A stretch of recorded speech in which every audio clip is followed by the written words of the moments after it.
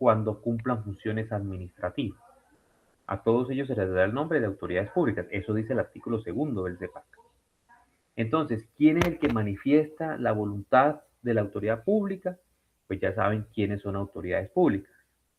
En cualquier función, no. Debe ser en una función administrativa. Ya ustedes saben qué función administrativa está en el artículo 209 de la Constitución Política. Sin embargo, ese artículo dice que la función administrativa es la que está al servicio del interés general, la cual se prestará bajo 7 principios y tendrá unas formas de organización administrativa que también ya las conocen. Esa es la función administrativa. Pero que esa manifestación, esa decisión que viene de una sola voluntad de una autoridad pública en funciones administrativas debe tener unas consecuencias jurídicas, es decir, que crea, modifica o extingue situaciones jurídicas. No soy partidario de pronto de que se aprendan literalmente los conceptos. El conocimiento viene de la epistemología, es decir, más allá de la literatura propiamente. Sin embargo, pues yo sí tengo que memorizar, porque sin memoria pues no hay conocimiento. Lo que quiero decir es que no necesariamente tengo que literalmente, taxativamente aprenderme el concepto, pero sí tengo que tener las ideas claras de lo que es un acto administrativo. Bien, entonces, más que se aprendan y escriban esas diapositivas que dice ahí textualmente, es que entiendan que el acto administrativo es una decisión de una sola voluntad de una autoridad pública en funciones administrativas que crea, modifica o extingue situaciones jurídicas y conocen cada uno de esos términos. Bien, si no, me preguntan y lo vamos resolviendo.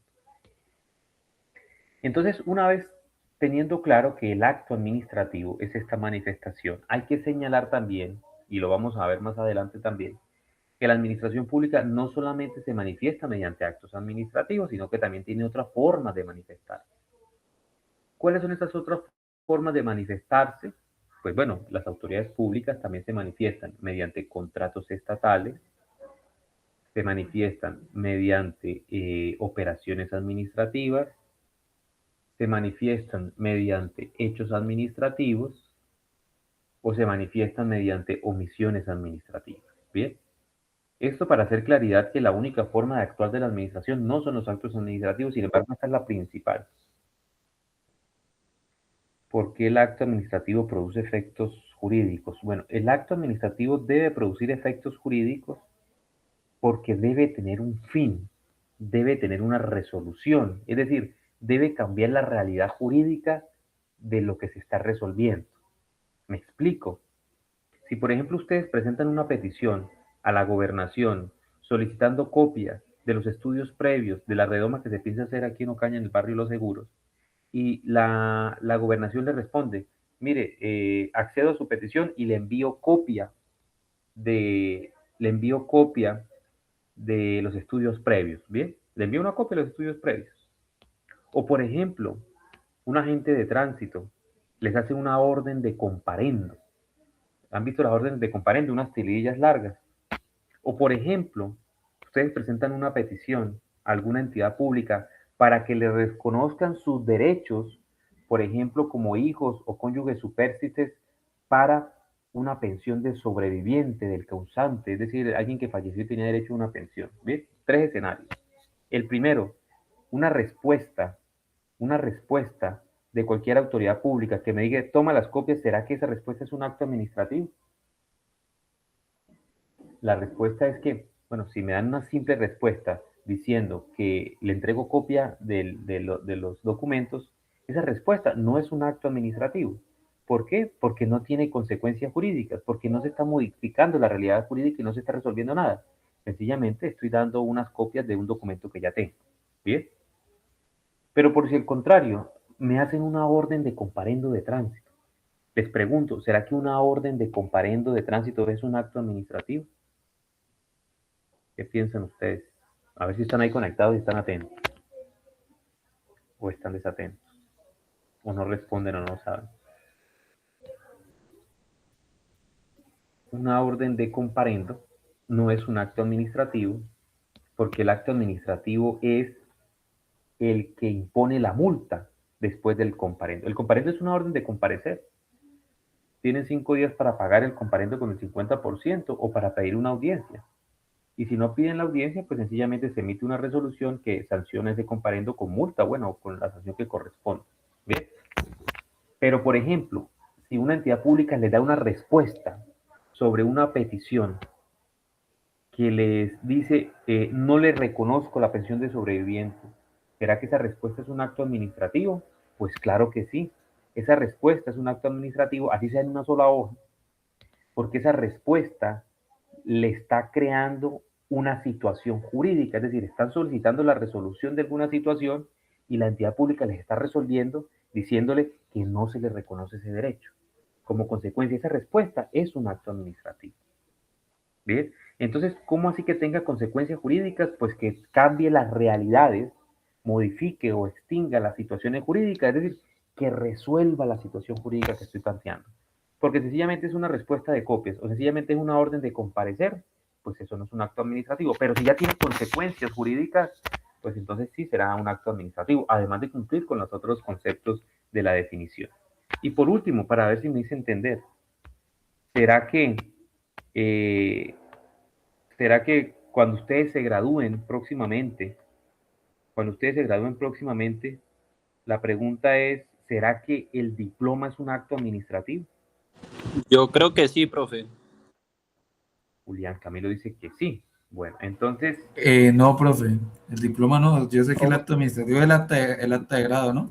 Ah, efectivamente, digamos que el diploma pudiera ser el acto administrativo, ¿no? Sino que el diploma pues realmente termina siendo algo simbólico, que se lo dan cuando ustedes se gradúen y se acuerden de este humilde servidor y se estén tomando la foto con el diploma, muy bonito y todo, pero realmente el que los gradúa a ustedes es el acta de grado, que dice que cumplieron requisitos y que se toma la decisión de graduarlos como abogados. ¿Bien? Entonces, ¿por qué el acta de grado es el acto administrativo? Porque es el que resuelve precisamente el trámite y el procedimiento que ustedes llevan en la universidad con el cumplimiento de los requisitos, incluyendo pues estos preparatorios que estamos realizando. Bien, entonces miren ustedes que el acto administrativo tiene que tener consecuencias jurídicas. Entonces, cuando se acuerdan de ese servidor, se toman la foto con su acta de grado, que realmente es el que los gradúa de abogados. Bien, entonces, independientemente de cómo se presente la forma, bien, pero importante es entender ese concepto y sobre todo que tenga consecuencias jurídicas. Ahora, si esa decisión se emite en funciones legislativas, pues será una ley. Ahora, si esa decisión se emite en funciones jurisdiccionales, pues será una providencia judicial. Pero si esa decisión se emite en funciones administrativas, es unilateral, es de alguna autoridad pública y tiene consecuencias jurídicas, pues será un acto administrativo. Bien. Bueno, entonces me van a ir preguntando si tienen dudas. Y si no, pasamos. No se preocupen que no hemos terminado acto administrativo. El tema de hoy es puro acto administrativo. Yo creo que podemos hablar aquí 3 horas de puro acto administrativo. Bueno, una vez entendiendo el concepto, el acto administrativo, para que exista la vida jurídica, debe tener unos elementos. Carlos Daniel, te escucho. Profe, ¿podría hacerme el favor de repetir las formas de manifestación de la administración? Es que solo le escuché hecho administrativo, omisión y acto. No sé cuál es más. Claro, Están. claro que sí. Entonces, la administración pública, además del acto administrativo, que es una forma de manifestación de las autoridades públicas, también tenemos los contratos estatales, tenemos las operaciones administrativas. ¿Saben qué son los contratos, no? Es un acuerdo de voluntades donde alguna de las partes tiene que ser una autoridad pública. Operaciones administrativas es cuando se materializa o ejecuta un acto administrativo. Es decir, yo tomo el acto administrativo y otra autoridad va y lo ejecuta. Bien, en esa ejecución se pueden cometer errores. ¿Qué otra forma de actuar existe? Los hechos administrativos. Y tenemos las omisiones administrativas. Bueno, los hechos administrativos es cuando no hay voluntad, pero hay algún acontecimiento. Se cayó un árbol y casi mata a una familia, por ejemplo. Eso es un hecho. ¿Quién lo mandó a que se cayera? Pues ninguno. ¿Está materializando una decisión? No. Fue un acontecimiento, una circunstancia, pero es imputable al Estado. Bien, entonces es un hecho administrativo. Y tenemos las omisiones, que es el incumplimiento al deber de las autoridades públicas, incumplimiento a su deber. Bien. Entonces, esos son las formas de actuar de la administración. Ahora, hablando para que exista el acto administrativo, deben existir unos elementos de existencia del acto administrativo. ¿Bien? Unos elementos del acto administrativo. ¿Cuáles son los elementos del acto administrativo para que nazca la vida jurídica? Si, por ejemplo, ¿será que Almacenes Olímpica o Almacenes Éxito de Colombia pueden emitir actos administrativos? No, profe. No, exactamente. Pues si miramos el órgano, pues pueden tomar decisiones todas las que quieran, claro que sí. Pero nada más con mirar el órgano sabemos que como no es una autoridad pública, pues sus decisiones no serán actos administrativos. A contrario sensu, si por ejemplo miramos la alcaldía, pues sabemos que las decisiones que emite la alcaldía probablemente o mayormente será un acto administrativo, de una vez mirando el órgano. ¿Sí? Mirando de una vez el órgano. Son actos administrativos. ¿Bien? Entonces, el órgano es el primer elemento de existencia y el órgano hace alusión, pues que tiene que ser alguna autoridad pública. Bien, por eso es el órgano. El segundo requisito para que exista es el objeto. ¿Y cuál es el objeto? Pues el objeto es el asunto de que trata ese acto administrativo. Debe tener un contenido, un asunto, un tema del cual trata ese acto administrativo. Bien. Entonces, por ejemplo, cuando les imponen una multa por una orden de comparendo, pues hay un asunto definido y es una infracción a la Codificación Nacional de Tránsito, Ley 769 del 2002. ¿Bien? Hay un asunto, un objeto. Cuando ustedes se vayan a graduar, no sé si de pronto alcancen a graduarse en este mes o para la próxima que viene. El acta de grado pues tiene un objeto y es que ustedes cumplieron los requisitos que exige el Ministerio de Educación Nacional y la universidad para obtener un título profesional. Y no cualquier título profesional. Su profesión o nuestra profesión es de alto riesgo. Por eso además deben sacar una tarjeta profesional. Bien. Entonces hay un objeto, un asunto del cual trata. Adicionalmente, para que exista la vida no jurídica, debe tener una causa. Es decir, debe tener una razón, un motivo, ¿bien? Referente o que sirve de fundamento de la declaración del acto. Bien, tiene que tener un motivo, una razón, un fundamento de la expedición del acto. Adicionalmente que sea una autoridad pública, hablando de órganos, adicionalmente de que se trate de algún asunto, adicionalmente que tenga una razón, un motivo, debe tener una forma. La forma que es, pues como su nombre lo dice, es como se nos da a conocer el acto administrativo. Un acto administrativo, bueno, las personas que de pronto no han estudiado derecho administrativo, por ejemplo, para que sea un acto administrativo, para la mayoría de las personas tiene que decir resolución o decreto, si no, no es un acto administrativo. ¿Bien? No, la forma se puede exteriorizar de muchas formas. ¿Cómo se nos puede presentar un acto administrativo? Bueno, se nos puede presentar mediante un acto de grado. Se nos puede presentar mediante un acto legal y reglamentario para nombrar en carrera a un servidor público. Se nos puede presentar en una circular, en una factura, en una resolución, en un decreto. Se nos puede presentar en una respuesta. ¿Bien? La forma es cómo se nos presenta a nosotros ese acto administrativo, que no necesariamente tiene que ser resolución y decreto porque el CEPACA por ningún lado habla de resolución y decreto. Lo único que dice es, o más bien manifiesta algunas particularidades del acto, pero no dice que tenga que ser resolución y decreto. ¿Bien? Entonces la forma es cómo se nos muestra, cómo conocemos nosotros el acto administrativo. Y por último, pues debe tener un fin, es decir, tiene que tener un propósito o un resultado o una resolución sobre el procedimiento o el trámite que se está adelantando. Bien, entonces, si esa forma de actuar de la administración, hablando del acto, cumple con estos requisitos, podemos decir que nace la vida jurídica, que el acto existe. Bien, pero si faltara alguno de ellos, pues será una respuesta, será algún documento, pero pues no será un acto administrativo ni nacerá la vida jurídica ese acto administrativo. Pero no solamente el acto administrativo tiene unos elementos de existencia, sino que hay unos elementos que lo diferencian de las demás formas de actuar de la administración y lo vuelven característicos, lo digo yo. El acto administrativo se le da alma cuando se cumplen con los elementos de esencia, es decir, ese acto administrativo tiene espíritu. como en esa obra del espíritu de las leyes. Los actos tienen espíritu. Y aquellos elementos que lo hacen que lo diferencien de las demás formas de actuar de la administración y que le dan la esencia al acto administrativo, pues sencillamente son estos que están aquí ustedes observando, que no son otros que la definición de lo que es el acto administrativo. Recuerden ustedes que para definir acto administrativo dijimos que es la declaración unilateral de una autoridad pública en funciones administrativas que tenga consecuencias jurídicas, pues precisamente prácticamente los elementos de esencia son es la definición de acto administrativo. Entonces, elementos de esencia, primero que sean funciones administrativas.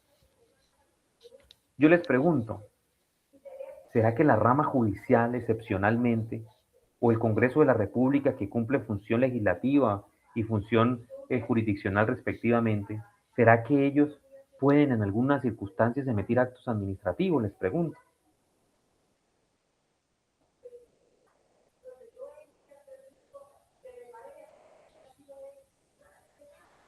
Sí, compañeros, haciendo de pronto la judicatura, ¿no? ¿Será que la rama judicial puede emitir actos administrativos? ¿Será que el Congreso de la República puede emitir actos administrativos, excepcionalmente? Pues bien, por ejemplo, ¿cómo se nombra a un empleado en un juzgado? ¿Será que a la rama judicial le toca sacar una sentencia para nombrar ahí a un empleado o para removerlo del cargo? Hay que sacar una sentencia. Pues no, un juez puede emitir un acto administrativo cuando nombra a un empleado. ¿Ves? ¿Pero por qué si es la rama judicial? Bueno, porque en ese evento está cumpliendo función administrativa. El Congreso de la República.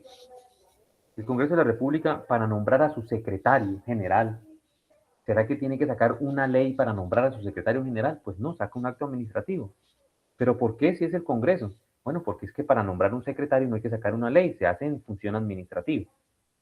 Entonces, la función administrativa es la función que me permite conocer a mí que la entidad está al servicio del interés general, que tiene 7 principios y que se prestan bajo la descentralización, la delegación y la desconcentración de función. Entonces, el primer elemento es función administrativa.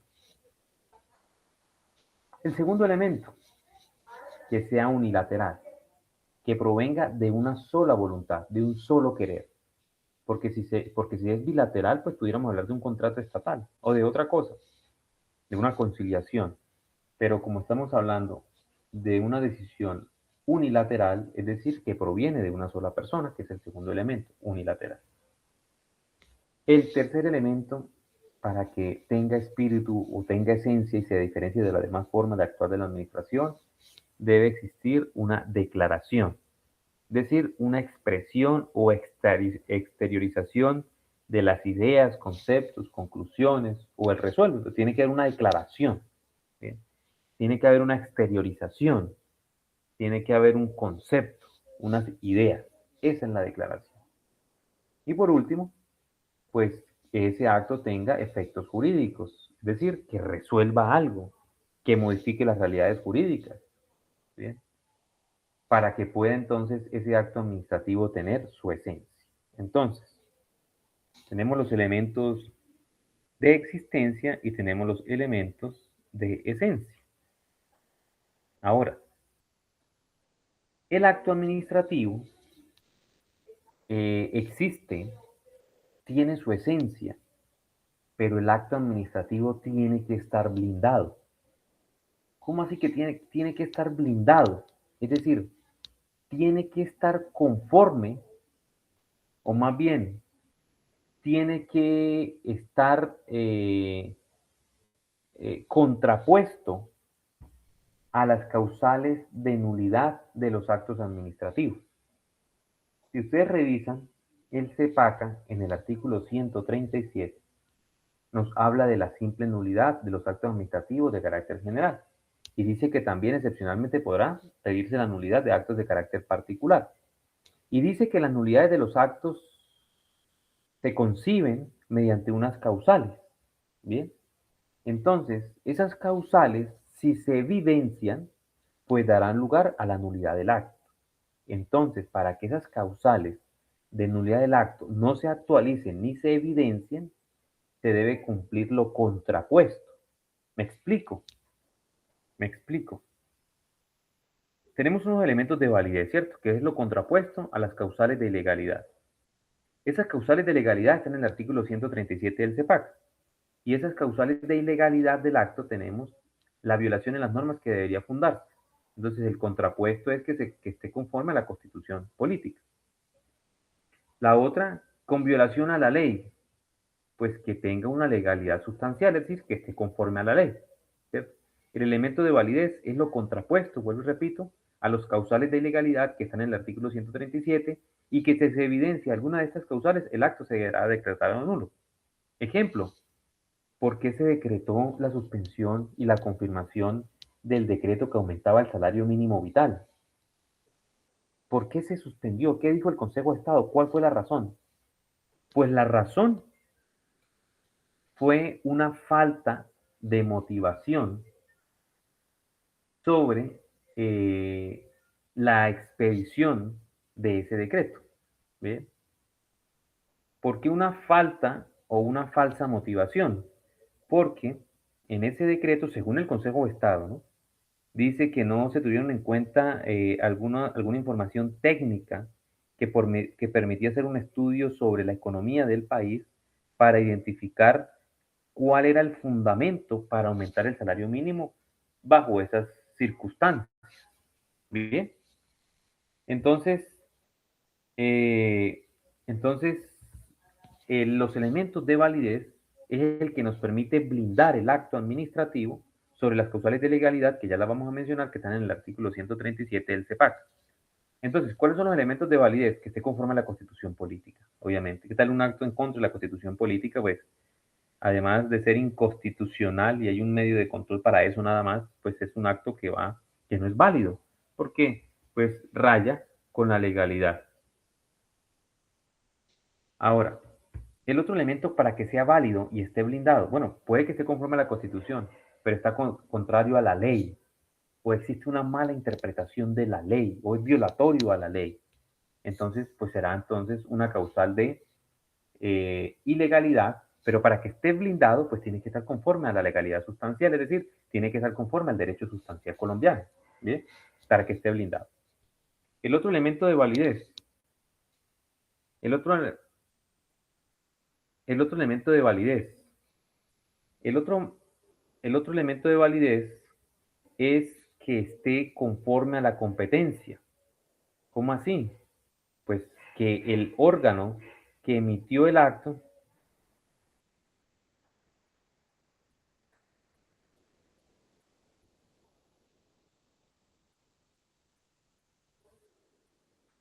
entonces, el, el siguiente elemento que blinda el acto es la competencia, es decir, que el órgano que lo emitió es el competente. Ustedes dirán, pero ¿qué órgano, qué entidad no va a saber que es el competente para emitir actos administrativos? Pues bien, hay muchas entidades y muchos actos que se han emitido por servidores o entidades que no son los competentes. Bien, que no son los competentes.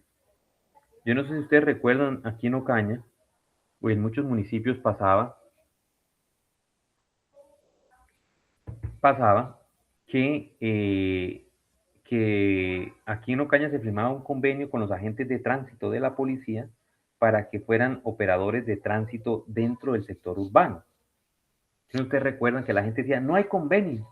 Entonces la gente, las motos se estrellaban, la gente en estado de embriaguez, había más accidentes de lo que normalmente habían, porque no había convenio.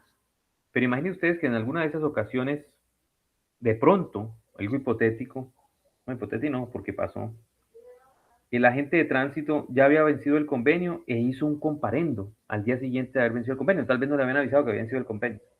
¿Será que ese comparendo y la sanción de multa de ese comparendo es válido? Pues la respuesta es que el acto no es válido porque el funcionario que emitió el acto pues no era el competente porque el convenio que mediante delegación el municipio le daba mediante un convenio administrativo había vencido. Entonces el funcionario no era competente. Entonces pasa mucho en Colombia que a veces el funcionario o la entidad no es el competente. Un elemento de ilegalidad, pero para que sea válido, pues tiene que ser conforme a la competencia. El otro elemento de validez, que existe una debida motivación, ¿bien? Una real motivación. Una debida motivación. Entonces, esa motivación tiene que ser real, tiene que ser fundada, ¿bien? Una debida motivación. Ahora, el acto administrativo, además de ser motivado, debe cumplir unas formalidades o unas ritualidades para su expedición.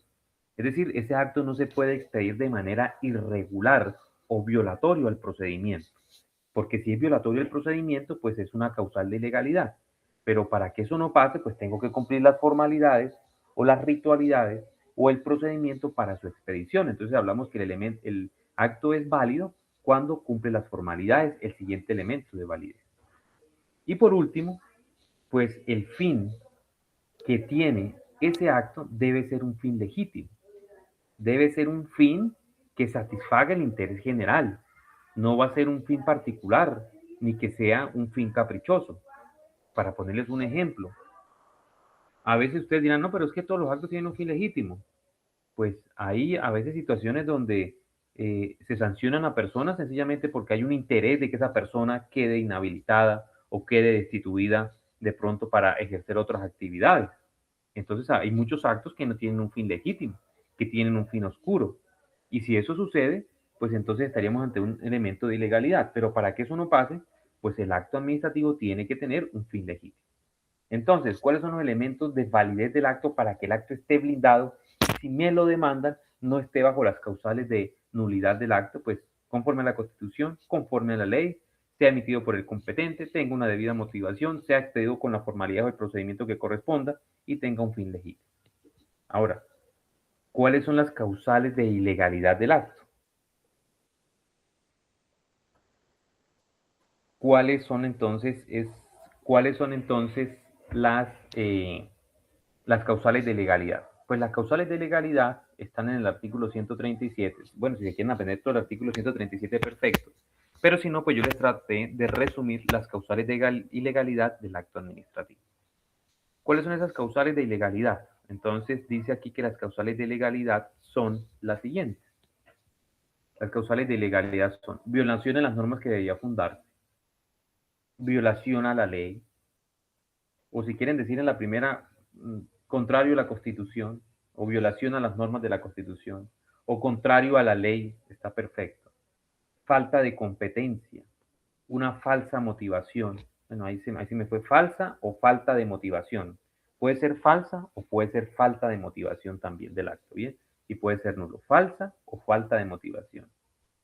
Se haya expedido de manera irregular, perdónenme que habla de tránsito, pero bueno, es como el más visible y el más popular. Pero ¿qué tal, por ejemplo, que me hagan un comparendo de alcoholemia y en el procedimiento de alcoholemia hay alguna irregularidad y se expidió el comparendo y posteriormente me sancionaron? ¿Será que ese acto es ilegal? Bueno, pues me lo hicieron, yo estaba perdido la borrachera, pero vamos a ver que está dentro de unas causales que es que se expidió de manera irregular porque el procedimiento no se hizo como correspondía. Entonces se expidió de manera irregular. Y el último es que hay una desviación del poder. Esta desviación del poder es que no tenga un fin legítimo y es el más difícil de evidenciar, ¿no? Esta desviación del poder es el más difícil de evidenciar. Es el más difícil de evidenciar. Bueno, no sé si tengan alguna pregunta, alguna duda, o todo está perfecto. Bueno, entonces, ojalá todo esté perfecto porque sé que en el preparatorio les va a ir muy bien.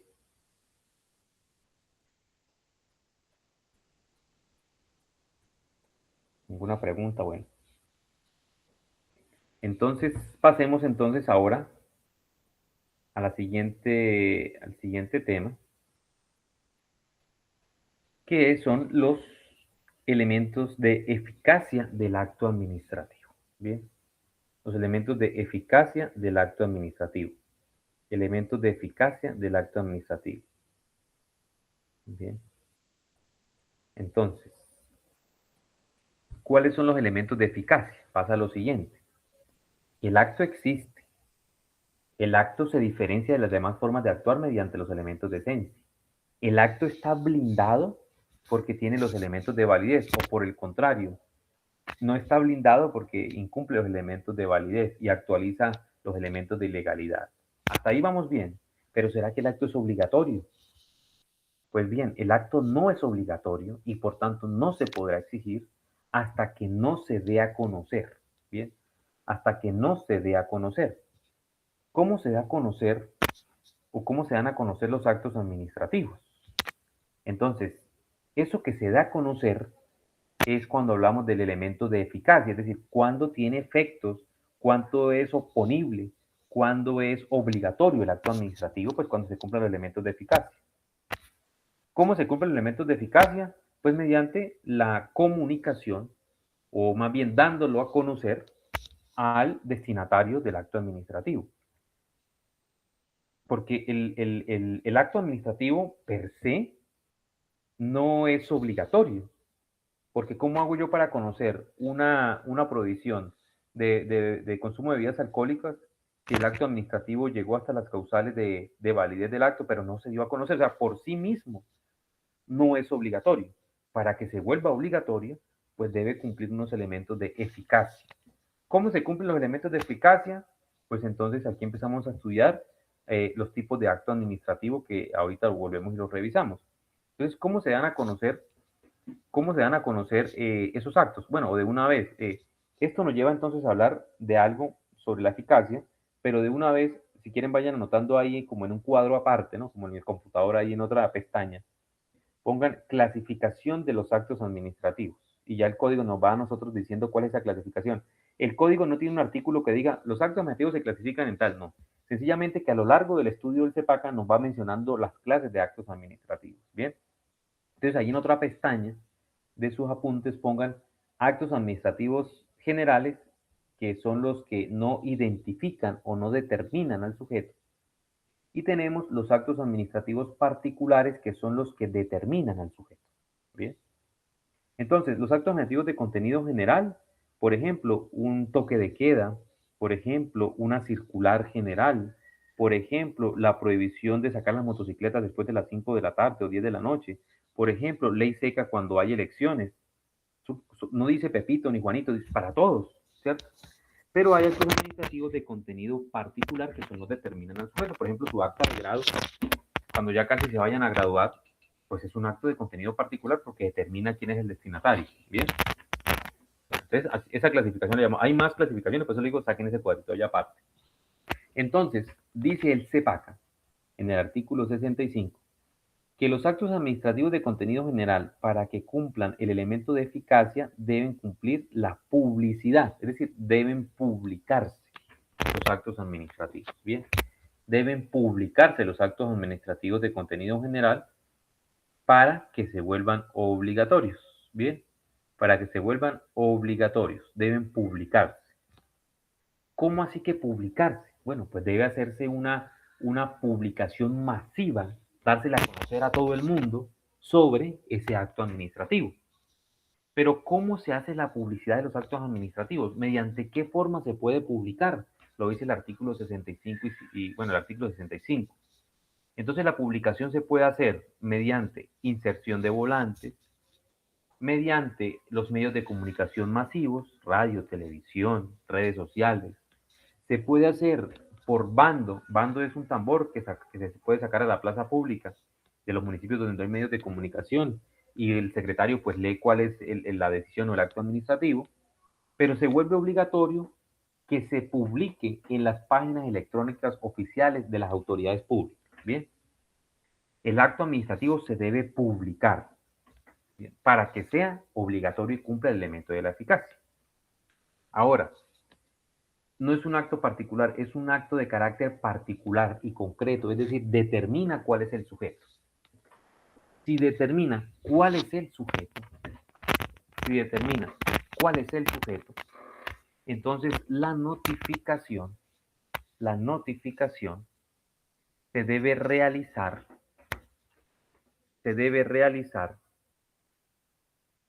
mediante un proceso que se denomina la notificación.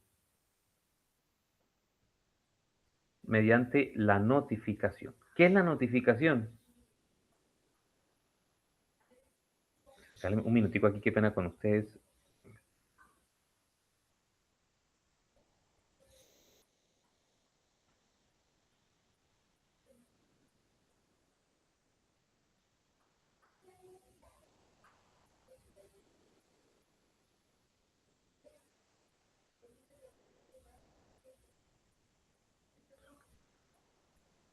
Bueno, entonces,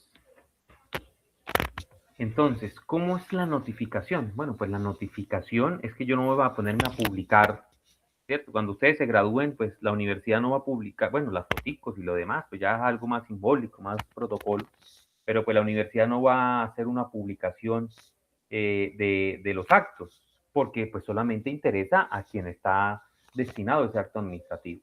Entonces, los actos administrativos, para que cumplan el elemento de eficacia, se deben notificar, no se publican, se notifican, ¿bien? ¿Cómo se notifican los actos administrativos? Bueno, eso lo dice el artículo 66 y aquí sí hay que hablar de un pequeño procedimiento. ¿Cómo se notifican los actos administrativos de contenido particular? Entonces, lo primero que se hace es que la autoridad pública eleva o envía una citación para que la persona comparezca a la entidad. ¿Bien? Si una vez envía la citación y la persona comparece a la entidad, se hace un acta de notificación personal. Un acta de notificación personal que es un acta de notificación personal, siendo el día 17 de abril del 2026 a las 5:45 de la tarde en las oficinas de la Universidad Francisco de Pablo de Santander. Compareció el señor fulanito de tal, con cédula tal, al cual se le notifica el acto administrativo, se le hace entrega y se le informa qué recursos proceden, porque hay que decirle también qué recursos proceden. ¿Bien? Queda notificado personalmente. Ahora, si la persona se le envía la citación y no comparece, entonces se debe hacer una notificación por aviso, y es que se le envía a la dirección que se encuentra registrada una cartica que dice notificación por aviso y me dice, vea, como usted no vino, se le envía a su casa la notificación por aviso y se le adjunta el acto administrativo, quedando notificado al día siguiente del recibido. Bien, entonces se hace la citación, se hace notificación personal y no comparece, entonces se hace un envío del aviso, pero si se desconoce la dirección, si se desconoce el lugar de residencia, de domicilio, de notificación del destinatario, entonces lo que debe hacer la entidad es una publicación del aviso. Es decir, pues como no tenemos la dirección, ¿qué vamos a hacer? Pues vamos a hacer una publicación de aviso sobre el acto que se va a notificar, porque pues de igual forma, de una u otra forma, hay que darlo a conocer a la persona para que al menos se entere. ¿Cómo se publica? Bueno, ahí sí hay que publicarlo en la página oficial de la entidad, para que quede entonces notificado esa persona. ¿Bien? Entonces, digamos, es el procedimiento de la notificación personal. Y de esta manera, entonces, se cumple el elemento de la eficacia y por tanto el acto pues ya se vuelve obligatorio. Bueno, entonces, no sé si quedó claro el tema hasta ahí.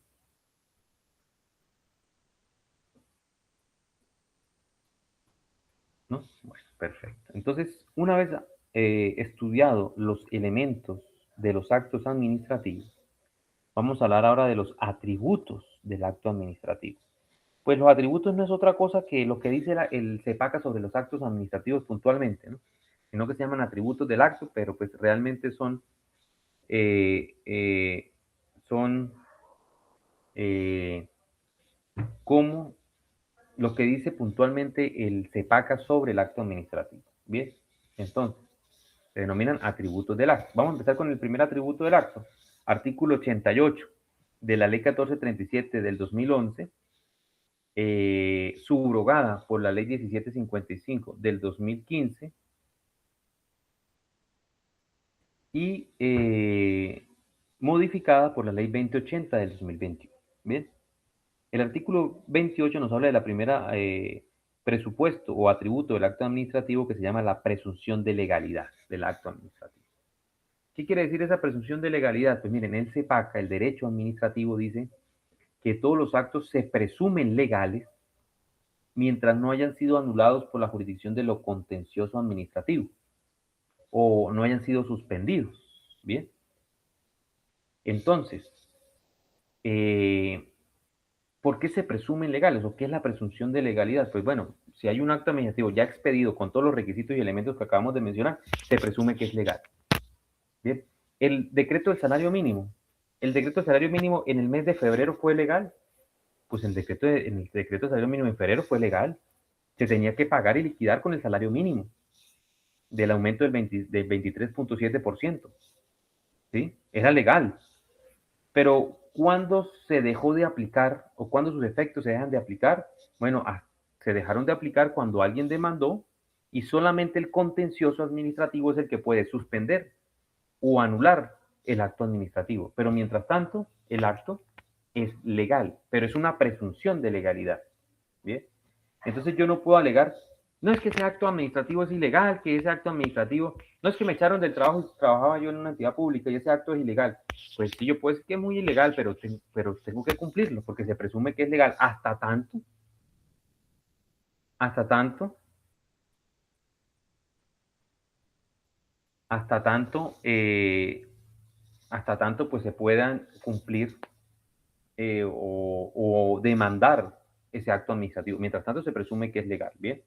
Aquí hay que hacer una claridad sobre la presunción. En derecho, que nace del derecho romano precisamente, existen dos tipos de presunciones. Una presunción legal y una presunción en derecho.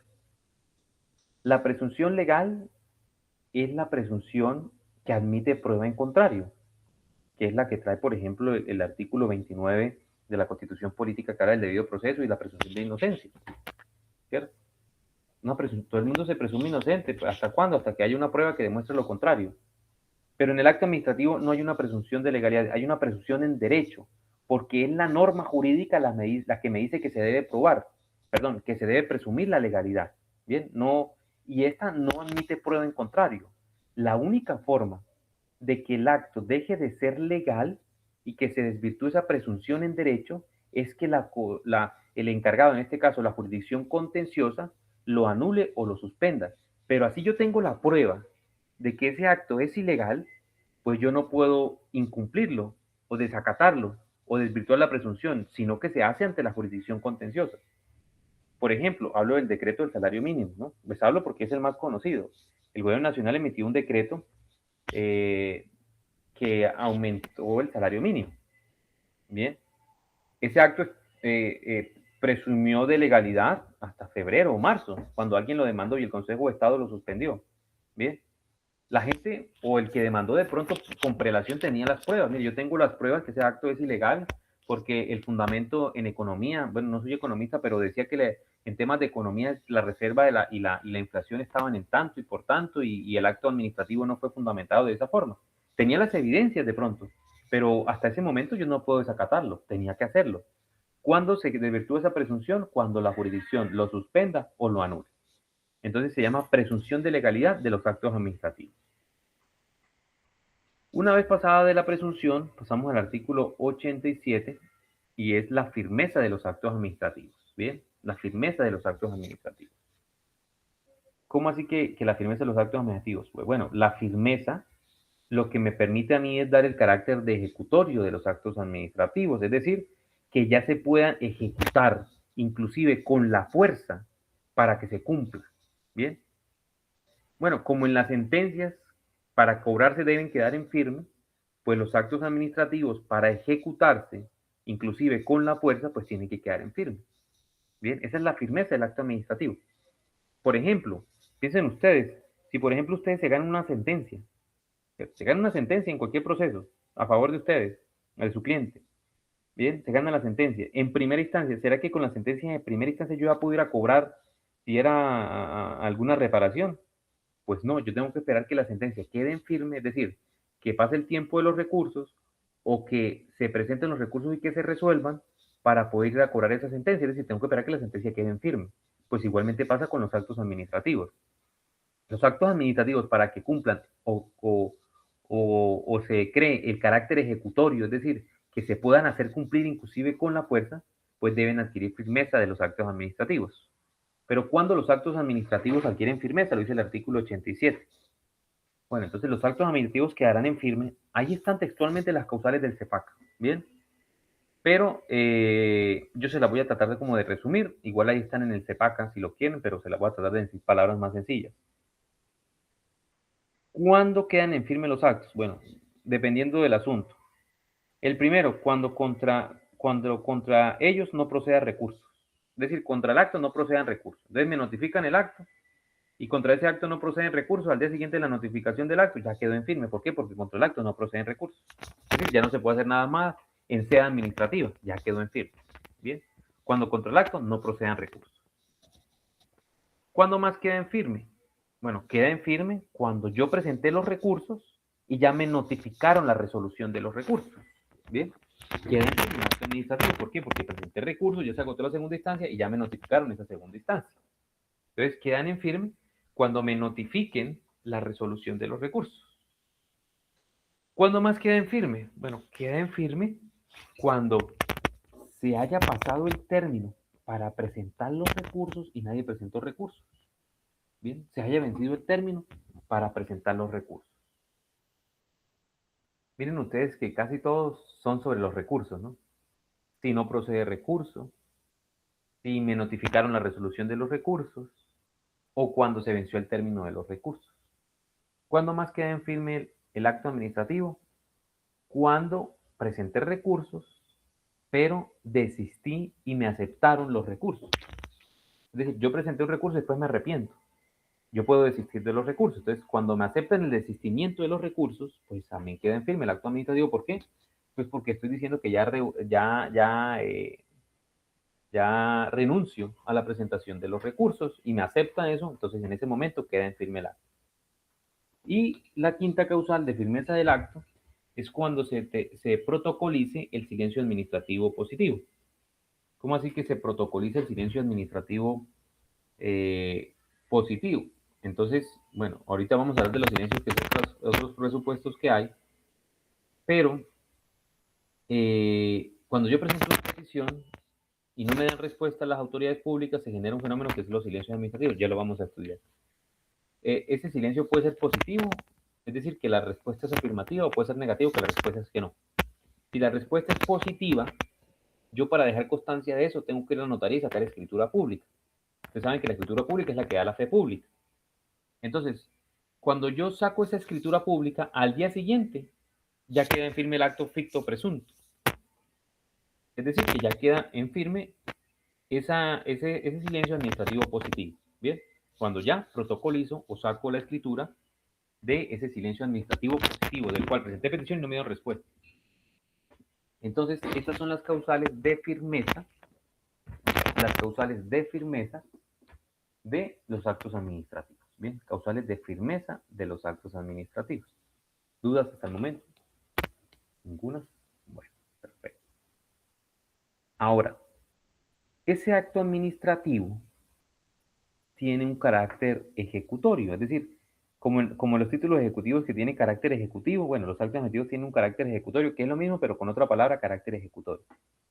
¿Qué significa carácter ejecutorio? Que cuando queden en firme, ya serán suficientes para que se ejecuten o para que se obligue su ejecución, incluso utilizando la fuerza pública. Bien. Entonces, ¿qué es el carácter ejecutorio? El carácter ejecutorio es que cuando el acto quede en firme, ya se puede ejecutar, ya se puede cobrar, ya se puede materializar, inclusive inclusive con la solicitud a la fuerza pública. Bien, ese es el carácter ejecutorio, que es otro presupuesto, de los actos administrativos, ese carácter ejecutorio. Bien. El siguiente presupuesto. Entonces, hay cosas que no duran para toda la vida. ¿Sí? Hay cosas que no duran para toda la vida. Entre esos, pues los efectos de los actos administrativos. ¿Qué tal, por ejemplo, que tengan una orden de demolición de una obra sin licencia y pasen entonces 10 años y a los 10 años que le van a hacer la demolición, pero ya construyeron, ya tengo aquí la familia, ya, como dice la canción, ya perdieron por lentos. Bien. Entonces, las cosas no duran para toda la vida. Inclusive, el efecto de ejecutoria de los actos administrativos. Los actos administrativos tendrán ejecutoriedad para que se puedan ejecutar, para que se puedan materializar. Pero esa facultad se pierde y ya no serán obligatorios bajo las siguientes causales. Entonces, ¿cuáles son las causales de pérdida ejecutoria de los actos administrativos? ¿Cuáles son esas causales de pérdida ejecutoria de los actos administrativos? Entonces, son 5 también, ¿no? Coincidencia que todos son 5. La pérdida ejecutoria de los actos administrativos son los siguientes. Dice la norma: cuando sean suspendidos provisionalmente sus efectos, por la jurisdicción de lo contencioso administrativo. ¿Se acuerdan del decreto del salario mínimo? El salario mínimo se pudo fijar y era obligatorio hasta marzo, si no estoy mal, o febrero. Pero cuando el Consejo de Estado lo suspendió, pues ya se perdió su fuerza de ejecutoria. Es decir, ya no se puede ejecutar ni obligar a pagar. Eso además generó una controversia en el país porque todavía está la controversia, bueno, y a la fecha, entonces, ¿cómo liquido? ¿Cómo pago a los empleados? ¿Cómo liquido las multas que están sobre salarios mínimos? ¿Cómo lo hago si el acto que emitió el gobierno pues está suspendido y eso yo no es obligatorio que se cumpla? Bien. Entonces, cuando sean suspendidos provisionalmente sus efectos por la jurisdicción de lo contencioso administrativo. Bien. ¿Cuándo más pierde fuerza de ejecutoria ese acto administrativo? Cuando desaparezcan sus fundamentos de hecho o de derecho. Cuando desaparezcan sus fundamentos de hecho o de derecho. Bien, ¿cómo así que desaparezcan sus fundamentos de hecho o de derecho? Pues bien, los actos administrativos recuerden que tienen un elemento que es el elemento de la motivación y la razón, ¿cierto? Debe tener unos fundamentos, debe tener una razón, ¿bien? El acto administrativo, así como en las sentencias, tiene una parte considerativa. Esa parte considerativa está fundada en hechos, en circunstancias, y está fundamentada en normas jurídicas, es decir, en el derecho. Bien. Pero, por ejemplo, puede pasar, por ejemplo, que se pida un acto administrativo que diga en junio, cuando vaya a iniciar el mundial, para todo el país se emite bueno, para algún municipio, se emite un decreto que prohíbe la circulación de motocicletas después de las 2 de la tarde, conforme a las fechas del Mundial de la Selección Colombia. ¿Bien? Así dice. Ese es el fundamento de hecho. El fundamento de derecho, pues dice ese decreto que la Constitución Política permite en el artículo 311 que en los municipios le corresponda la prestación de los servicios, garantizar la seguridad, la cultura y la convivencia. Que entre los fines esenciales del Estado está garantizar la vida e integridad de las personas. Que se ha visto en los municipios cuando juega la selección una alta accidentalidad y muertes como consecuencia de accidentes de tránsito. Que como consecuencia se hace necesario regular el transporte y tránsito de motocicletas precisamente cuando juegue la selección. Entonces hay un fundamento de derecho. Pero ¿qué pasa, por ejemplo, cuando ya saquen del Mundial o la selección Colombia y no juegue más? Pues se pierde el fundamento de hecho. Y cuando se pierde el fundamento de hecho, pues el acto ya no es exigible porque ya perdió su base de hecho. Pero no solamente puede pasar que el acto pierda su fundamento de hecho, puede pasar que pierda su fundamento de derecho. Bien. Por ejemplo, fundamentos de derecho. Por ejemplo, hay una norma en materia disciplinaria, por ejemplo, que decía que los servidores públicos deberían llevar un vestuario formal acorde a las profesiones. Entonces algún funcionario fue en pantalonetas y en tenis y en cachucha a la oficina. Bien. Entonces la oficina disciplinaria le inició un proceso y le impuso una sanción de suspensión de sus actividades porque no estaba cumpliendo con lo que decía la norma de esa época, que decía que tenía que cumplir las formalidades del vestuario. Bien. Pero vamos a ver que esa norma, ese código se modificó. Y ya esa norma que decía que si no se iba con ropa formal al trabajo, se ponía una sanción, ya eso desapareció. Entonces, ¿qué pasa con esa falta disciplinaria que se fundamentaba en una norma que decía que no se podía ir en tenis al trabajo? Pues sencillamente ese acto administrativo que imponía la sanción disciplinaria pierde sus fundamentos de derecho porque la norma que aplicaba para esa sanción pues ya desapareció. Y recuerden que nosotros estamos aquí en Colombia bajo un principio de legalidad. Entonces, como ese acto perdió sus fundamentos de derecho, pues ya no es exigible. Es decir, perdió fuerza de ejecutoria. Bien.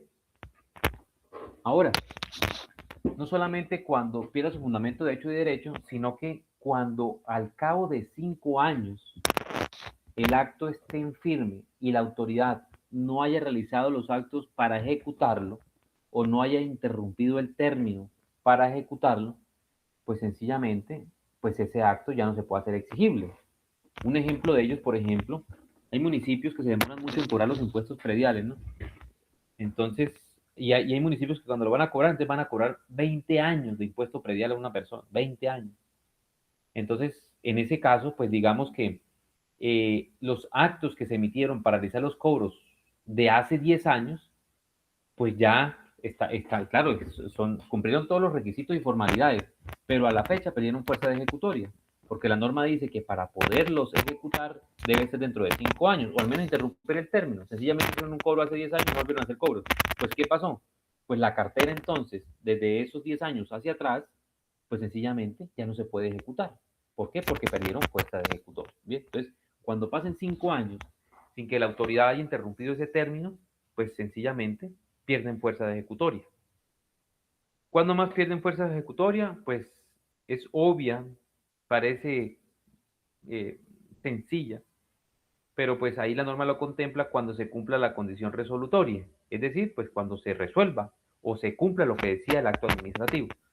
Cuando se cumpla lo que decía el acto administrativo, pues sencillamente cuando diga eso, pues ya de esa forma se pierde la fuerza ejecutoria porque ya se cumplió lo que se quería. Bien. ¿Y cuando más pierden vigencia? Pues pierden vigencia cuando se haya estipulado en el acto el término de vigencia del acto administrativo. Entonces, por ejemplo, permiso académico para el día 17 del 04 del 2026. Pues yo ya sé que el 20 tengo que ir a la universidad otra vez porque ya el acto perdió vigencia, porque se emitió por una vigencia. O por ejemplo, toque de queda por el mes de febrero del 2026, pues pasa febrero y ya sé que ese acto perdió vigencia. Bien, todos los actos no tienen la vigencia, pero hay actos que sí dicen cuál es su vigencia. Entonces, cuando se vence esa vigencia, pues ya ese acto pierde su fuerza de ejecutor. Bien, bueno, las causales. Ahora vamos con los silencios. Bien, los silencios. ¿Qué son los silencios administrativos? Bueno, pasa lo siguiente sobre los silencios administrativos. La administración pública debe resolver cada una de las solicitudes y peticiones que se le presenten. Por eso hablamos del derecho fundamental de petición y la ley 1755 de 2015. Es la forma de cómo se llevan esas peticiones, ¿cierto? Y la administración pública tiene el deber fundamental de dar una resolución, no una respuesta, de dar una resolución. Bien.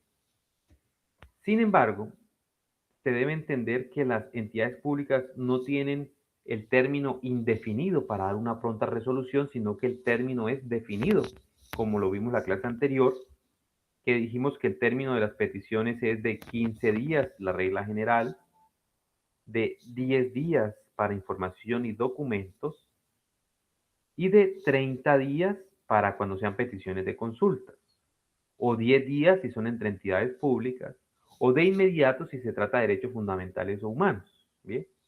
Tienen un término para dar respuesta. Pero entonces, ¿cuál es la consecuencia si la administración pública no da respuesta? Ustedes dirán, no, ¿cómo se le ocurre? La administración pública siempre da respuesta. No, hay muchas administraciones públicas, entidades que no dan respuesta. Dejan eso sin respuesta. El problema es que esa respuesta y esa resolución no se puede quedar ahí de por vida. Debe tener unas consecuencias el no cumplimiento de esa resolución. Entonces, es ahí cuando yo presento una petición y no obtengo respuesta, pues que se generan los silencios administrativos. Es decir, una consecuencia que puede ser positiva o puede ser negativa para la resolución que yo estoy solicitando. Se denominan silencios administrativos. Entonces, empecemos con el primer silencio, que es el silencio administrativo pues, general, que es el silencio administrativo negativo. Es decir, el silencio administrativo negativo es la regla general, ¿no? Es la regla general. ¿Qué nos dice el silencio administrativo negativo? Nos dice que transcurrido 3 meses, contados a partir de la presentación de una petición, sin que se haya notificado decisión que la resuelva, se entenderá que es negativa. Bien. Yo presento una petición. Pasaron 3 meses. Bueno, esos meses se encuentran de manera calendarios. Bien. Yo presento una petición hoy, 17. pues la entidad pública tendrá 15 días hábiles para dar respuesta. Pero si deja pasar 3 meses, es decir, estamos en abril, mayo, junio, julio, es decir, deja pasar el 17 de julio y no me da respuesta, yo debo entender que la respuesta es negativa. Bien. Sin embargo, si existe un plazo mayor de los 3 meses para dar respuesta, bien, entonces se entiende que ese silencio administrativo producirá efectos al mes siguiente de la fecha que se debió adoptar la decisión, bien, porque hay sí trámites que la respuesta o el trámite pues se amplía, inclusive pasando por los 3 meses, por encima de los 3 meses, pero es cuando la norma del trámite así lo diga. Entonces, cuando el trámite diga que ese trámite se puede responder en un término mayor, entonces el término para el silencio administrativo se extiende por un mes. Es decir, desde el momento que tenía que darme la resolución, si dejo pasar el mes y no me dieron resolución, pues yo entiendo entonces que la respuesta es negativa, que es la regla general. ¿Bien? Ahora, la excepción a esa regla general es el silencio administrativo positivo. ¿Y cuándo tenemos un silencio administrativo positivo?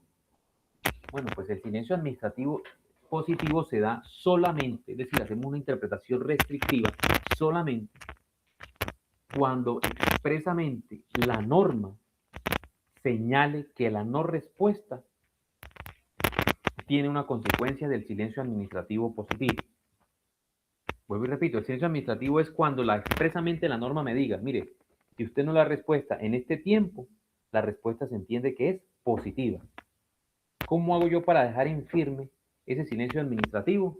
Pues para yo dejarlo en firme, tengo que protocolizarlo ante escritura pública. Entonces me voy con mi petición ante la notaría, le digo, mire, señores notarios, yo solicité una licencia de construcción, el decreto 1077 del 2015 dice que tienen 45 días para resolverme el derecho de petición, voy en el día 48. No me han dado respuesta, es decir, hay un silencio administrativo positivo porque expresamente la norma dice que si no me dan resolución dentro de 45 días, yo debo entender que la respuesta es positiva. Entonces vengo a protocolizar esta petición para una escritura pública. Una vez tenga esa escritura pública, ¿qué pasa? Pues pueden empezar a construir. ¿Pero por qué si no tienen licencia? Bueno, porque hay un silencio administrativo positivo. Bien. Un silencio administrativo positivo. Bien. Entonces, de aquí nace otra clasificación de actos administrativos. Entonces, recuerdan que le dije por allá que tuvieran otra pantallita, otro link sobre la clasificación de los actos. Entonces, tenemos ya dos clasificaciones, unas que son los de carácter particular y otras que son los de carácter general. Y ahora tenemos los actos fictos o presuntos. Los actos fictos o presuntos son los actos que nacen como consecuencia del silencio administrativo positivo.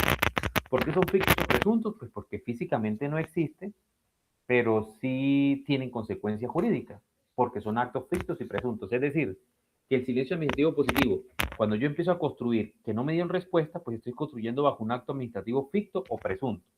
O cuando la respuesta me dicen que no, ese no es un acto administrativo ficto o presunto que viene consecuencia del silencio administrativo.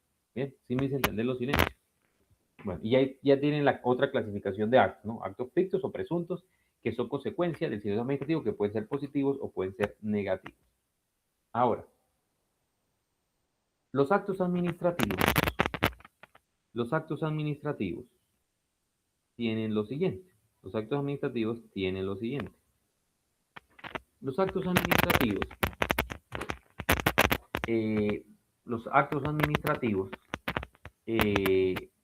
como estamos estudiando derecho administrativo, ustedes dirán, bueno, ¿y qué pasa si yo no estoy de acuerdo con los actos de la administración? ¿Será que todo hay que demandarlo? Pues no.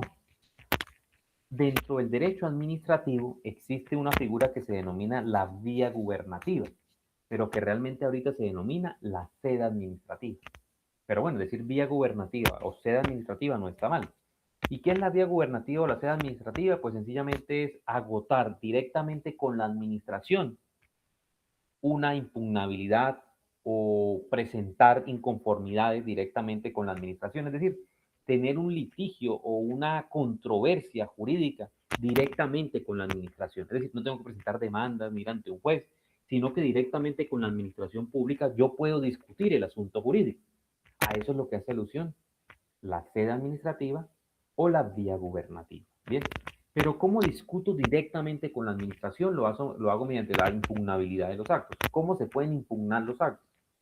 Pues bien, el artículo 74 nos dice que por regla general contra los actos definitivos proceden los siguientes recursos. Entonces, ahí donde está la clasificación de los actos, en el otro cuadrito que les dije, pongan otra clasificación de actos que son los actos definitivos. Y esos actos definitivos son los actos que me resuelven el asunto y que, además de resolver el asunto, pueden dar o dar por terminado el procedimiento. Son los que resuelven de fondo el asunto y pueden dar por terminado el procedimiento. Se llaman actos definitivos. Bien. Para ponerles un ejemplo, cuando se hace una orden de comparendo de tránsito, se emiten varios documentos. Primero, la orden de comparendo. Segundo, una resolución que impone la multa o que exonera. Pero si se impone la multa, esa persona, si pide audiencia, puede presentar recursos. Presenta recursos y posteriormente el secretario de Movilidad y Tránsito o el alcalde emiten otra resolución resolviendo los recursos. Es decir, tenemos un comparendo, tenemos una resolución que impone una multa y tenemos una resolución que resuelve los recursos. La pregunta es, ¿cuál es el acto definitivo de ese procedimiento? Otro ejemplo. Ustedes no, porque son excelentes estudiantes, pero por ejemplo hubo un estudiante malo por, digamos, por debajo del promedio que contempla la universidad, ¿cierto? Entonces la universidad tiene establecido un procedimiento y es que primero le quita unos créditos, si no estoy mal, lo deja ver menos materias para ver si mejora y posteriormente lo saca de la universidad por PFU, por fuera de la universidad. La pregunta es, de todas esas actuaciones, ¿cuál es el acto definitivo? Porque contra ese acto administrativo es que yo puedo presentar recursos. Bien, ¿cómo identifico yo qué es el acto administrativo? Primero, el que me resuelve de fondo el asunto. Y segundo, que puede dar por terminado el procedimiento. Bien, entonces, en el asunto del comparendo de tránsito, pues la orden de comparendo no es un acto definitivo. El que me resuelve el recurso de reposición tampoco es un acto administrativo porque es el que me está resolviendo un recurso. Pero ese acto no me resolvió de fondo el asunto, sencillamente es el que me resuelve el recurso. Entonces, el acto definitivo es el que me sancionó el comparendo y me puso la multa. Ese acto es el acto definitivo. ¿Qué es lo que dice la norma? Que contra los actos definitivos, solamente contra los actos definitivos, proceden los siguientes recursos. Entonces, ¿cuáles son los recursos que proceden? En sede administrativa o en vía gubernativa o dentro del derecho administrativo, ¿no? No estoy hablando, no he hablado de contencioso. ¿Qué procede dentro del procedimiento administrativo? Entonces, los recursos que proceden son el de reposición. Este recurso de reposición se interpone directamente ante quien expidió el acto para que lo aclare, modifique, adicione o revoque. Bien, se presenta el recurso de reposición, que es, pues reposición es el mismo que lo expidió, pues vuelve y estudia y emite otra decisión, bien, para que lo modifique, aclare o adicione o revoque. Tenemos el recurso de apelación. El recurso de apelación, bueno, se presenta directamente ante quien lo expidió, ¿no? O sea, el que me expidió el acto, a ese le presento apelación.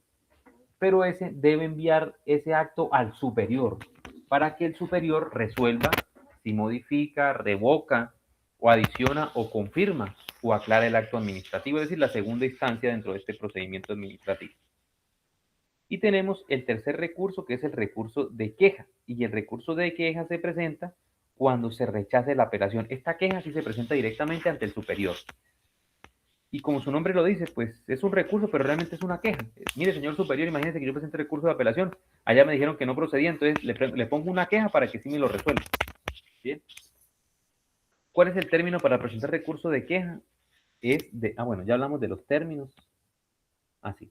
Ya hablamos de los términos, ¿bien? Bueno, por el momento vamos a hablar de los recursos. Entonces, tenemos que los recursos son los que permiten agotar la vía gubernativa, la sede administrativa, que es la forma de cómo se discute directamente con la administración, si no estoy de acuerdo, y los recursos que proceden son reposición, directamente ante la persona que emitió el acto, el de apelación se presenta directamente para que el superior lo estudie, o el de queja, que es cuando me rechacen la apelación, pues yo presento una apelación directamente ante el superior para que me resuelva la apelación que presente. Ahora, ¿cuándo son improcedentes los recursos? ¿Cuándo son improcedentes los recursos? Entonces dice la norma que no habrán recursos contra los actos de carácter general. Ya ustedes saben que esa clasificación la hicimos, es decir, la que no determinan al sujeto. Pero en ese cuadrito que les dije, sigan poniendo la otra clasificación, que es no habrá recursos contra los actos de trámite, es otro tipo de actos administrativos, preparatorios, es otro tipo de actos administrativos, y de ejecución excepto los casos previstos en la ley, es otro acto administrativo. Entonces, en esa clasificación que llevamos de actos administrativos tenemos de carácter general, de carácter particular, tenemos actos administrativos principales y tenemos actos administrativos de trámite, preparatorios y de ejecución, y tenemos actos administrativos fictos o presuntos. Esa es la clasificación de actos que llevamos hasta el momento. Bien.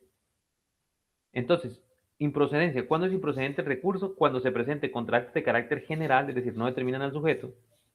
Contra los de trámite. ¿Cuál es un acto de trámite? Por ejemplo, cuando ustedes en un proceso disciplinario hay un auto que es auto de la investigación disciplinaria. Apenas es el inicio y apenas es la vinculación formal del infractor o del servidor público que cometió la infracción para que comparezca al proceso. Pues es un acto de trámite, porque ahí no está resolviendo, sencillamente está vinculando e iniciando una investigación disciplinaria. Preparatorios. Bueno, dentro de esos mismos procesos disciplinarios, una vez se hace la apertura, se formalice la vinculación a la persona, se hace una imputación o un pliego de cargos. Ese pliego de cargos se considera un acto preparatorio porque está preparando, resuelve la decisión. Y los actos de ejecución son los que vienen posterior al acto definitivo, es decir, son los que se emiten para cumplir otro acto administrativo. Para ponerles un ejemplo, la Procuraduría destituye a un funcionario público, pero la Procuraduría no va a la entidad pública a sacar a ese funcionario. ¿Quién lo tiene que sacar? Pues lo tiene que sacar la entidad donde trabaja ese funcionario. Es decir, la oficina disciplinaria emite la orden de suspensión, la resolución de ese proceso disciplinario, pero que realmente el que termina sacando al funcionario, pues es su empleador, en este caso la alcaldía. Entonces, la alcaldía emite un acto declarándolo insubsistente teniendo en cuenta la sanción que fue impuesta por la Procuraduría. Entonces, ese acto que declara insubsistente ese funcionario que viene a consecuencia de una decisión de la Procuraduría es un acto de ejecución porque está ejecutando un acto principal. ¿Bien? Entonces, esa es la improcedencia de los actos administrativos. En este caso, son improcedentes los actos administrativos. ¿Bien? Ahora, oportunidad para presentar los recursos. ¿En qué términos se pueden presentar los recursos para agotar la sede administrativa? Entonces dice la norma que los recursos de reposición u apelación se deberán presentar por escrito en diligencia de notificación o dentro de los 10 días siguientes a ella, o a la notificación por aviso o al vencimiento del término de publicación, según sea el caso. De los actos presuntos podrán interponerse en cualquier tiempo, salvo que en el momento que hayan acudido ante un juez. Bueno, entonces les resumo todo esto. Oportunidad para presentar los recursos. El recurso de reposición y el recurso de apelación se podrán presentar dentro de los 10 días siguientes a la notificación. Profe, disculpe que lo interrumpa, es que se escucha como una intermitencia, como si estuviese haciendo con el micrófono. Ya. ¿Ahora me escuchan mejor? Pues está igual. Sí, Ya, pues o sea, no es de a poco, un momento sí, un momento no, intermitente, entonces uno escucha, ¿no? Bueno, me confirman.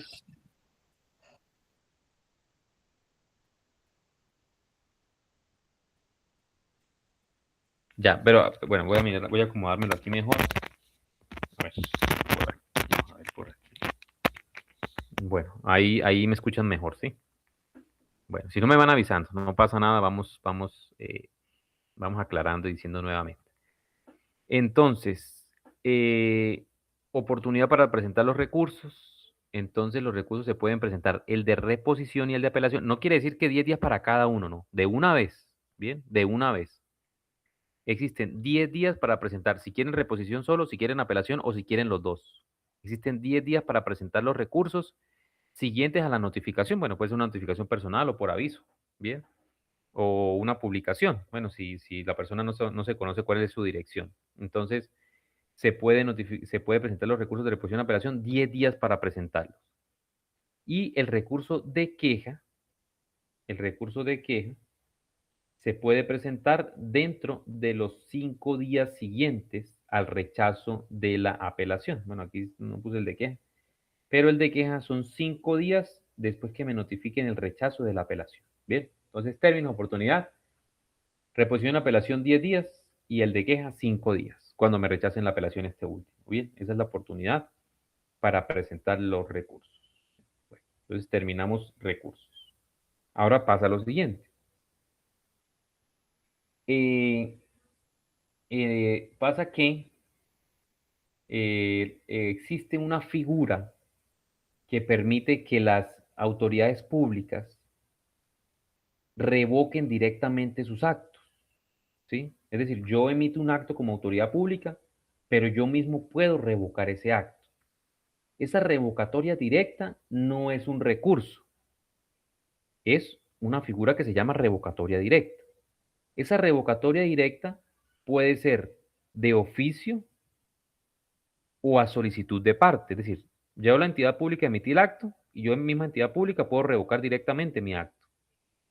O puede ser de parte, es decir, algún administrado presenta una petición solicitando la revocatoria del acto. Bien, la revocatoria del acto. ¿En qué caso se puede solicitar la revocatoria directa o se puede hacer la revocatoria directa? ¿En qué caso se puede hacer la revocatoria directa? Entonces, ahí están las causales. La revocatoria directa se puede realizar cuando ese acto sea manifiestamente contrario a la Constitución o a la ley. Sea manifiestamente contrario a la Constitución y a la ley. Cuando yo hablo de manifiesto, o cuando escuchan hablar en derecho de manifiesto, es que es muy evidente, es muy claro, se puede inferir con un grado de certeza, que es manifiesto, es decir, perdónenme la expresión, pero es que sea una burrada, pues, que sea tan evidente que es contrario a la Constitución y a la ley. En ese caso se puede revocar directamente el acto. También se puede revocar el acto cuando no esté conforme con el interés público social o atente contra él. Cuando ese acto vaya en contra del interés público social o atente contra él, pues también se puede hacer la revocatoria de los actos administrativos. Y también se puede hacer revocatoria de los actos administrativos cuando se cause un agravio injustificado a una persona, cuando se cause un agravio o un daño o un menoscabo, o se vulnera algún bien jurídico tutelado a alguna persona, injustificadamente, claro que sí. En ese caso se puede hacer la revocatoria directa. Pero aquí de las revocatorias hay que tener cuidado con algo, y es lo siguiente. La entidad pública puede revocar sus actos administrativos, pero cuando se trate de un acto particular y concreto que haya reconocido o creado derechos, ese acto solo se puede revocar por parte de la autoridad cuando el titular, por escrito y expresamente, haya autorizado su revocatoria. Bien. Entonces, para ponerles un ejemplo, para ver si me hice entender. Por ejemplo, bueno, lo digo porque pues ya es muy conocido ese caso por medios de comunicación. ¿Ustedes recuerdan a la señorita que quería ser ministra o viceministra de Juventudes, ¿cierto? Se graduó de una fundación, no recuerdo el nombre de la fundación en Bogotá. Bueno, se graduó de una fundación de educación superior. Bien. Ese acto administrativo que la graduó se evidenció que no cumplió con algunos requisitos que exigía el ministerio y que exige la universidad para la graduación. Sin embargo, se emitió el acto. Eso pues fue un escándalo público y eso hay que resolverlo de alguna manera. La pregunta es, bueno, si ustedes fueran los jurídicos de esa fundación, de esa universidad, ¿cómo tratarían de resolver ese acto que fue expedido sin haber cumplido los requisitos? Es decir, ese acto administrativo se emitió con una falsa motivación y con una desviación del poder. Pero la pregunta es entonces, ¿ahora yo qué hago con ese acto? ¿Será que lo dejo ahí entonces? ¿Qué puedo hacer yo con ese acto? Entonces dirán, no, pues hagamos una revocatoria directa. ¿Por qué? Porque hay una manifestación o es manifiestamente contrario a la Constitución y a la ley y también se está vulnerando el interés público y social porque se le está dando un título profesional a una persona que no cumple los requisitos. Bien, entonces vamos a revocar el acto. El problema es que el mismo CEPACA dice que cuando sea un acto administrativo particular y concreto que haya reconocido algún tipo de derecho, solamente se puede revocar mediante una autorización expresa escrita, es decir, que la señorita, para que la universidad pueda revocar directamente su grado, tendrá que mandar por escrito y expresamente señalando que autoriza la revocatoria del acto. Pero pues eso no lo va a hacer. Entonces, ¿qué se puede hacer con ese acto administrativo? ¿Qué se puede hacer con ese acto administrativo?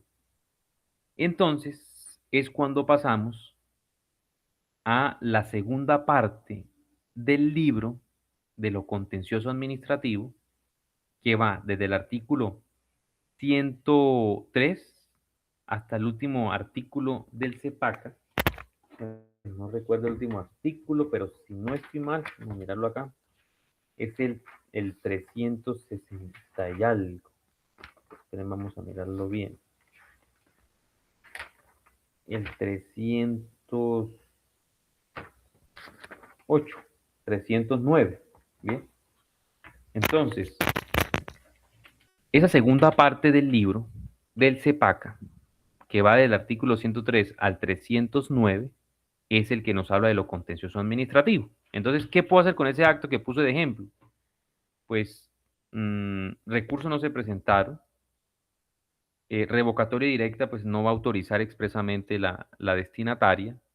Entonces, es cuando pasamos entonces al control judicial, es decir, a la segunda parte del CEPACA. ¿Y qué es la segunda parte del CEPACA? Pues sencillamente el derecho contencioso administrativo.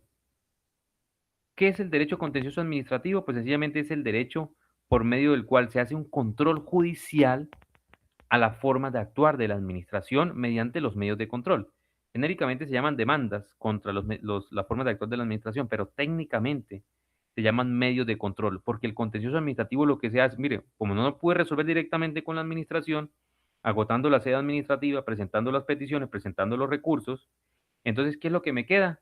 Pues entonces ir ante el contencioso administrativo para que ante el contencioso resuelva entonces el proceso que yo estoy demandando sobre esa forma de actuar de la administración. Bien. Entonces, ¿qué le toca hacer ahí a la administración? Pues demandar su propio acto. ¿Qué más va a poder hacer? Pues demandar su propio acto. ¿Cómo se demanda su propio acto? Pues para eso entonces sí vamos ya a empezar a estudiar la segunda parte de lo contencioso administrativo. Bien. Entonces, señores, no sé si hasta el momento tengan dudas, preguntas, quejas, reclamos, sugerencias. No, profe, por el momento no. Ninguno. Claro. Perfecto. Entonces, digamos que esos son los temas del derecho administrativo. Bien, derecho administrativo. Pero lo bueno de esta materia es que no es solamente derecho administrativo, sino que además también es contencioso, sino que normalmente se llama derecho administrativo. Pero pues el derecho administrativo, pues, si lo miramos así textualmente, es la primera parte, pero el derecho administrativo en el estudio, pues encierra también lo contencioso administrativo, que en la academia se llama especial, derecho administrativo especial, ¿no? Pero en el CEPACA, pues es lo contencioso. Entonces, ¿qué vamos a estudiar de lo contencioso? Bueno, para empezar a hablar de lo contencioso administrativo, nos vamos entonces al artículo 103. Bueno, antes de iniciar con esto, quiero hacer una claridad. Lo dije al inicio como una idea vaga, pero no lo terminé de explicar.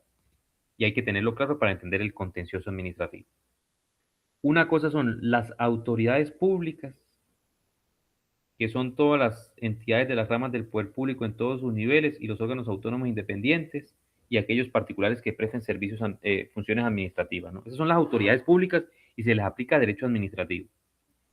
Pero para los efectos de demandas del proceso contencioso administrativo, se denominan entidades públicas, no autoridades administrativas. Se denominan entidades públicas. ¿Y quiénes son entidades públicas entonces? Pues la define el artículo 104, parágrafo único del CEPACA, que dice que entidades públicas son aquellas que tienen un capital superior, perdón, una participación superior o igual al 50% público. Entonces, aquella entidad que tenga una participación pública del 50% o más, se entiende que son entidades públicas. Y como son entidades públicas, pues se llevan cualquier asunto o litigio ante lo contencioso administrativo. Pero si tiene una participación menor al 50%, pues se entenderán entidades privadas, no entidades públicas. Sí me hice entender.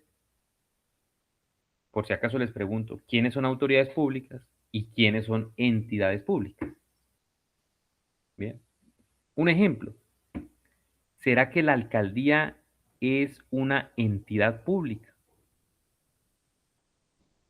Bueno, la respuesta es que sí, claro, pues toda la participación es pública.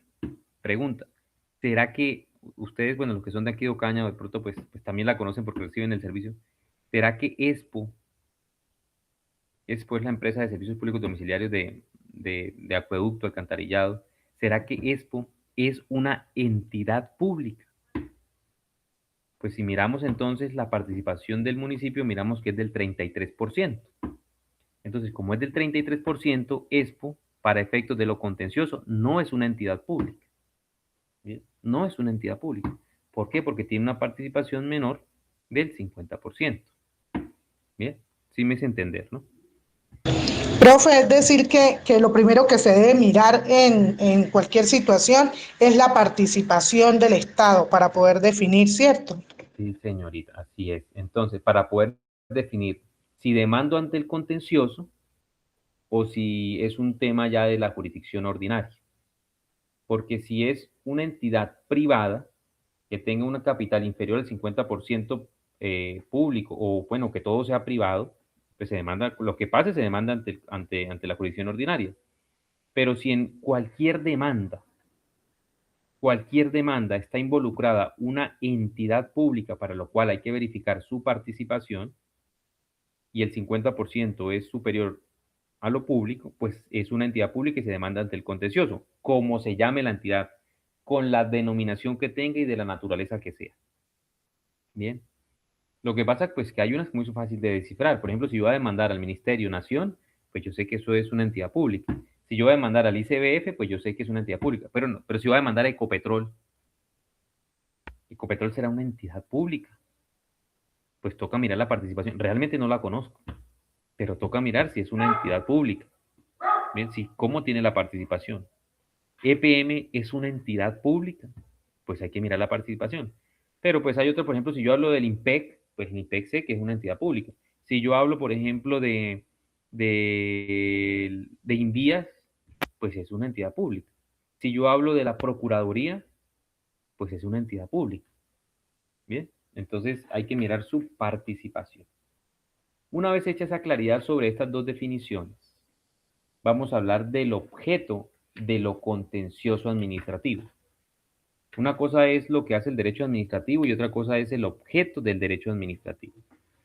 Ese objeto del derecho administrativo está señalado textualmente en el artículo 103. Bueno, ese artículo 103 realmente es el artículo primero del derecho contencioso administrativo, ¿no? Sino que ahí, pues, por orden numérico le dieron ahí eso, pero pues realmente ese artículo 103 es el primero de lo contencioso administrativo. Bien.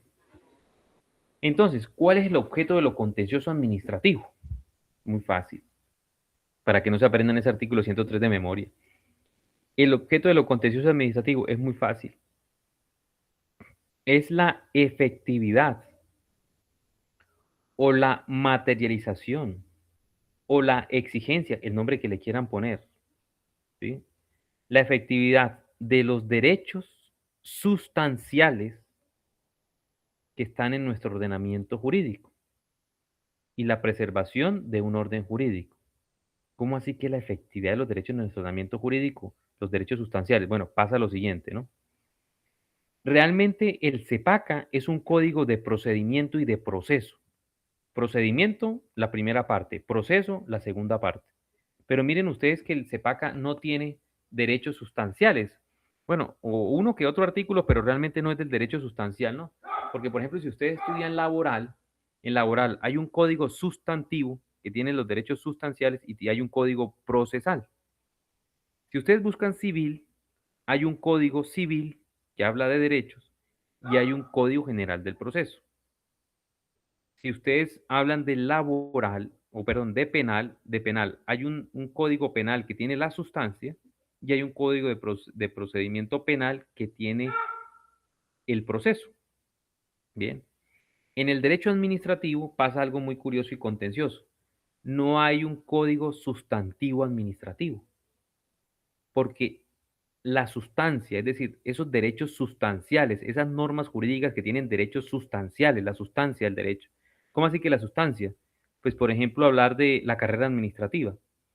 La carrera administrativa, pues no es que sea un procedimiento. La carrera administrativa que es un derecho cuando las personas pasan el concurso y tienen derecho a estar dentro de un cargo en carrera administrativa. La carrera administrativa es la sustancia. Bueno, pero yo ¿cómo hago entonces exigible la carrera administrativa? Bueno, pues si ya agoté la sede administrativa, la hago efectivo mediante lo contencioso, porque el objeto de lo contencioso es la efectividad de los derechos sustanciales y la carrera administrativa pues es un derecho sustancial. Bien. Entonces, ¿cuál es el objeto de lo contencioso? Pues la efectividad, la materialización, la realización con el nombre que le quieran dar. Les digo varios nombres porque a veces pasan los preparatorios y profesores que se me olvidó esa palabrita y ya con eso no dicen nada. ¿No? Pueden decir la materialización, la realización, la efectividad de los derechos sustanciales, la sustancia que está en el ordenamiento jurídico y la preservación de un orden jurídico. Bien, ese es el objeto de lo contencioso administrativo. Ahora, ¿cuáles son los principios que se aplican en lo contencioso administrativo? ¿Cuáles son esos principios? Bueno, casi todas las normas cuando inician con principios, ¿no? Con principios de lo contencioso. Pero aquí no nos vamos a alargar en temas de principios, no se preocupen, porque dice la norma que los principios que se aplicarán en este proceso contencioso son los principios procesales de la Constitución política y del derecho en general. Bien, vuelvo y repito. Los principios que se aplican en el proceso contencioso son los principios procesales que están en la Constitución política y en la ley en general. Entonces, ¿cómo así que los derechos, los principios? Entonces, ¿cuáles son? Bueno, el CEPACA no se mata la cabeza. Lo único que hace es que nos remite a la Constitución para que busquemos qué principios del derecho procesal hay y nos remite al Código General del Proceso para que miremos qué principios del derecho procesal hay. Y esos son los principios que aplican en lo contencioso administrativo porque expresamente no lo señala, sino que nos remiten. Si yo quiero saber cuáles son los derechos, los principios procesales que están en la Constitución política, pues me voy al artículo 29, que habla del derecho fundamental del debido proceso, y todo lo que dice ahí son principios.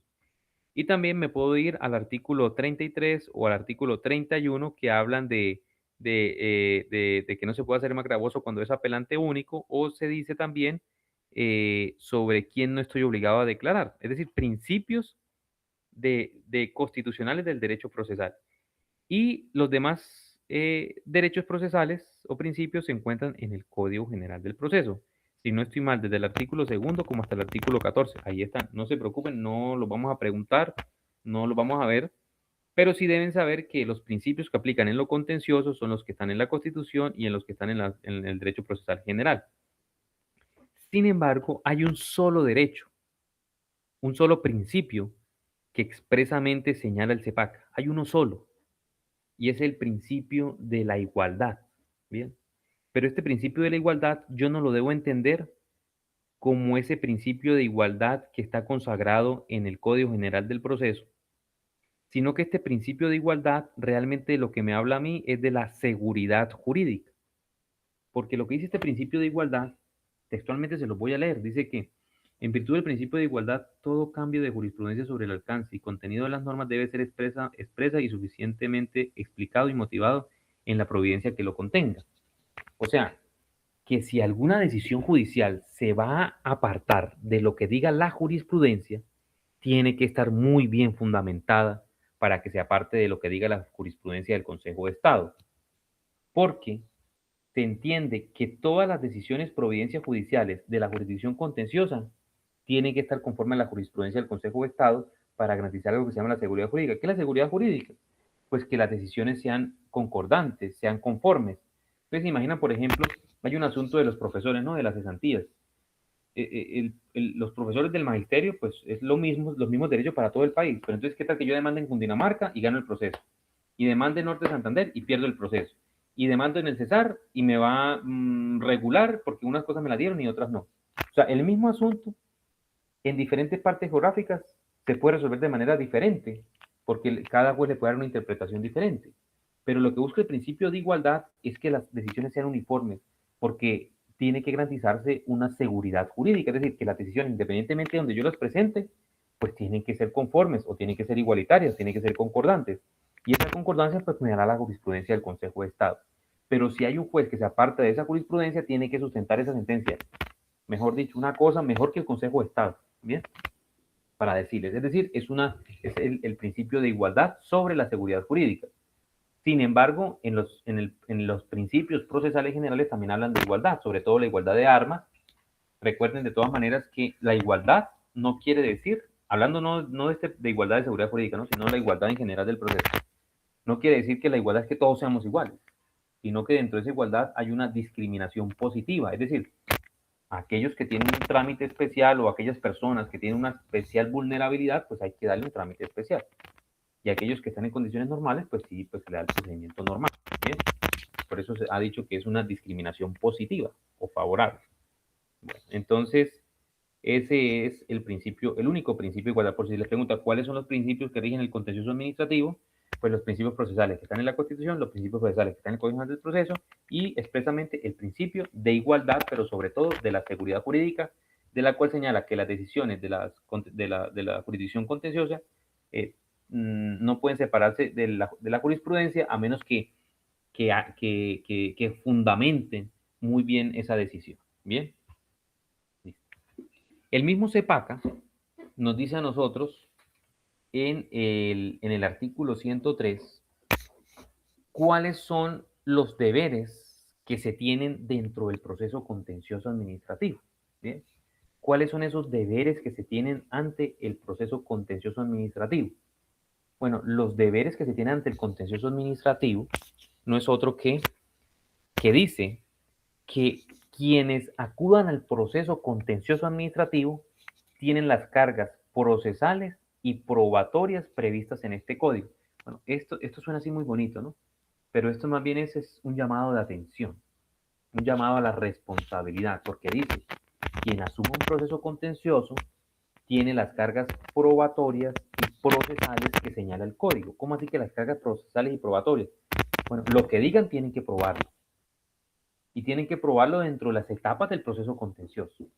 Y además tienen que acudir y tienen que agotar las etapas que se encuentran en el proceso. Es decir, hay una carga probatoria y hay una carga procesal que se debe cumplir. Porque si no se cumple, pues hay sanciones. Nada más de entrada, nada más digo de entrada. Un abogado que no acuda a la audiencia inicial, de entrada, una multa de 2 salarios mínimos. Porque el código desde el inicio nos está diciendo que tiene unas cargas procesales y probatorias que se deben pues cumplir dentro de ese proceso contencioso. Bien, entonces es un llamado a la responsabilidad. No sea como pase con algunos, bueno, no sé, a mí me da miedo esas oficinas que dicen que saben de todo, ¿no? Expertos en disciplinario, en laboral, en civil, en penal, en comercial, en insolvencia, en familia, o sea, son muy genios o bueno, yo no sé qué pasa, ¿bien? Pero si se asume un proceso, se entiende que esa persona conoce cuáles son las cargas probatorias y cuáles son las cargas procesales que se deben cumplir, si no, hay consecuencias. Bien, entonces, ese es el objeto, los principios y los deberes que se tienen dentro del proceso contencioso. Ahora, ¿de qué conoce la jurisdicción contenciosa administrativa? ¿Bien? ¿De qué es competente conocer la jurisdicción contenciosa? Nos lo dice el artículo 104 del CEPAC. ¿Bien? ¿De qué es competente conocer la jurisdicción de lo contencioso administrativo? Entonces, ¿de qué conoce? Bueno, en principio, bueno, ¿de qué conoce la jurisdicción contenciosa administrativa? Bien, ¿de qué conoce? Entonces pasa lo siguiente. Yo les doy estos tips, pues para que no se pongan nerviosos, porque a veces si yo me acuerdo, me aprendo literalmente, de pronto la palabra se me olvida y la idea no es esa. Bien. ¿Pero de qué conoce? Muy fácil. Ustedes se acuerdan de la forma de actuar de la administración. Y de eso, en principio, conoce. Entonces, ¿de qué conoce la jurisdicción contenciosa? Pues conoce de todas las controversias o de los litigios. Antes lo llamaban negocios jurídicos, ¿no? Entonces, conocen de los negocios jurídicos, conocen de las controversias o de los litigios que se generen por actos, contratos, hechos, omisiones u operaciones administrativas donde esté involucrado una entidad pública. Entonces, ¿de qué conoce la jurisdicción contenciosa? Muy fácil. de los litigios, controversias, o el nombre que le quieran dar, de los problemas jurídicos que se originen en la forma de actuar de la administración, que son los actos, los contratos, los hechos, las omisiones y las operaciones, todas ellas administrativas, donde esté involucrado una entidad pública o particulares que cumplan funciones administrativas, ¿bien? O particulares que cumplan funciones administrativas, ¿bien? Entonces, de esos asuntos, en principio, conoce la jurisdicción de lo contencioso administrativo. Ahora, el mismo CEPACA, el mismo CEPACA nos dice a nosotros textualmente, textualmente, específicamente de qué asuntos conoce. Bien, entonces el artículo 104 nos empieza a discriminar ahí una cantidad de numerales. Yo se los voy a tratar de resumir porque pues no se van a aprender cada uno de esos numerales de manera literal, pero sí es importante que tengan la noción o la idea exactamente o precisamente sobre lo de qué conoce.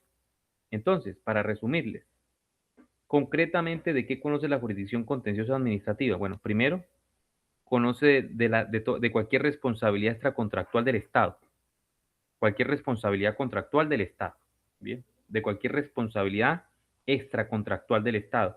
Si se le olvida extracontractual, es decir, cualquier daño que genere el Estado, ¿bien?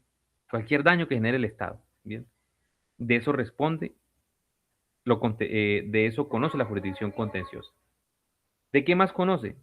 Bueno, también conoce de lo relativo o de lo que ocurra dentro de un contrato estatal. Cualquier cosa que pase, cualquier responsabilidad que pase, bien, eh, dentro de un contrato estatal donde sea parte de una entidad pública, pues también de eso conoce la jurisdicción contenciosa. Es decir, ¿se acuerdan de contratos?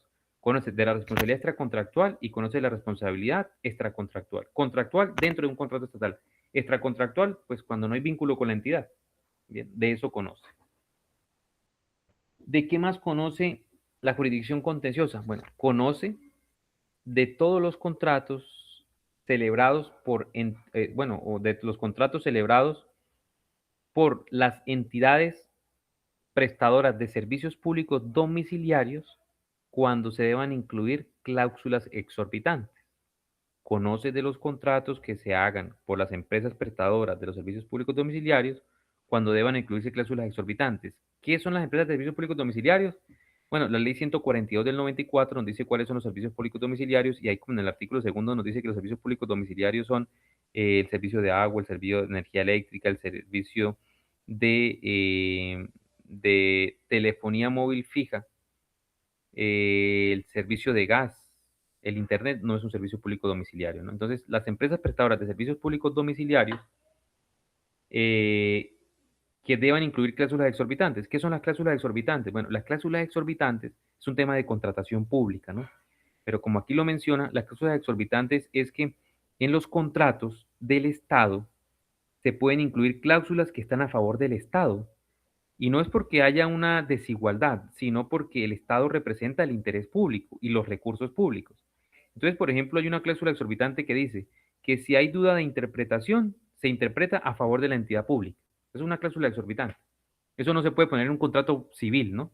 No, es que si hay duda se interpreta a favor de alguno de los dos. No, eso no pasa en privado. Pasa solamente en pública, por eso se llaman cláusulas exorbitantes. Entonces, cuando en un contrato de empresas prestadoras de servicios públicos se incluyan cláusulas exorbitantes, en ese caso también conoce la jurisdicción contenciosa administrativa. ¿De qué más conoce puntualmente la jurisdicción contenciosa? Conoce de todos los conflictos o de todas las situaciones que se presenten con los servidores públicos.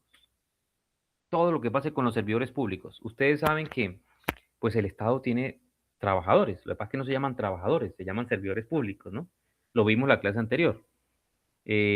Si un trabajador privado demandara a su empleador, a su empresa, pues eso lo conoce la jurisdicción ordinaria laboral. Pero si un servidor público demanda por sus derechos laborales, no me pagaron prestaciones sociales, no me pagaron salario, ¿quién conoce ese asunto? Bueno, todo lo que sea de servidores públicos lo conoce la jurisdicción contenciosa.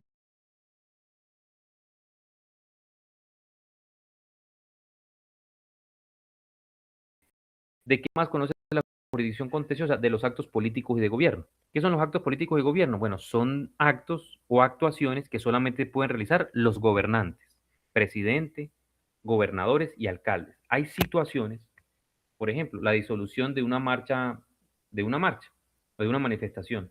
Esa decisión de disolver una manifestación es un acto político o de gobierno que solamente puede hacer un gobernante.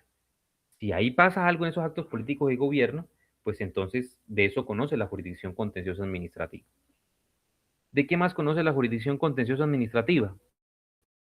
Bueno, dice también que de los ejecutivos derivados de sentencias o conciliaciones. ¿Cómo así que de los ejecutivos? Pues mire, en lo contencioso administrativo se ganaron un proceso, una demanda, una responsabilidad extracontractual del Estado o un incumplimiento del contrato o una empresa de servicios públicos domiciliarios que debe incluir cláusulas exorbitantes o una demanda de un servidor público. Ganaron el proceso, perfecto.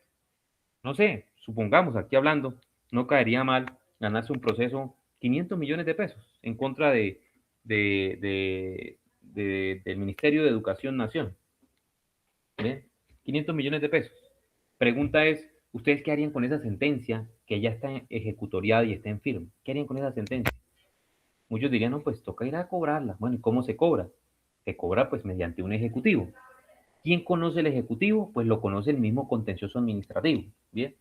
Pero ¿bajo qué título ejecutivo? Pues el título ejecutivo es o la sentencia o la conciliación si el ministerio concilió. Bien. Entonces, ¿de qué más conoce la jurisdicción contenciosa administrativa? Pues conoce de los ejecutivos, es decir, de los cobros que se hacen mediante un proceso ejecutivo, que se deriven de una sentencia o una conciliación que se hizo en lo contencioso administrativo. Bien, es decir, no tiene que ir al código, al juzgado civil para cobrar una sentencia del ejecutivo, ¿no? Si se condenó por lo contencioso, pues se cobra también en lo contencioso. Bien. ¿Y de qué más conoce la jurisdicción contencioso administrativo? Dice que de los recursos extraordinarios contra los laudos arbitrales que definan conflictos relativos a contratos celebrados por entidades públicas o particulares que cumplen funciones propias del Estado. Entonces, en lo contencioso o en el derecho administrativo y contencioso, se permite también los tribunales de arbitramiento. ¿Qué son los tribunales de arbitramiento? Bueno, yo sé en su pregrado, claro que sí, tuvieron que ver formas alternativas de resolver conflictos. Y dentro de esas formas alternativas de resolver conflictos, hay unas formas alternativas que es la justicia privada. Esa justicia privada, pues, son los tribunales de arbitramiento. Lo conforman árbitros, no jueces, pero pues más o menos son como los jueces, a los que cada una de las partes le paga para que resuelvan un proceso judicial, sino que no lo resuelve, digamos, la justicia pública, sino la justicia privada, porque hacen parte del tribunal de arbitramiento y se les paga por parte de las partes para que resuelvan ese asunto judicial. Bien. Entonces, los asuntos contenciosos pueden ir a la justicia privada, claro que sí, pero si se interponen recursos extraordinarios, ya vamos a ver después los recursos extraordinarios, si se presentan recursos extraordinarios contra los laudos son las sentencias de los tribunales de arbitramiento.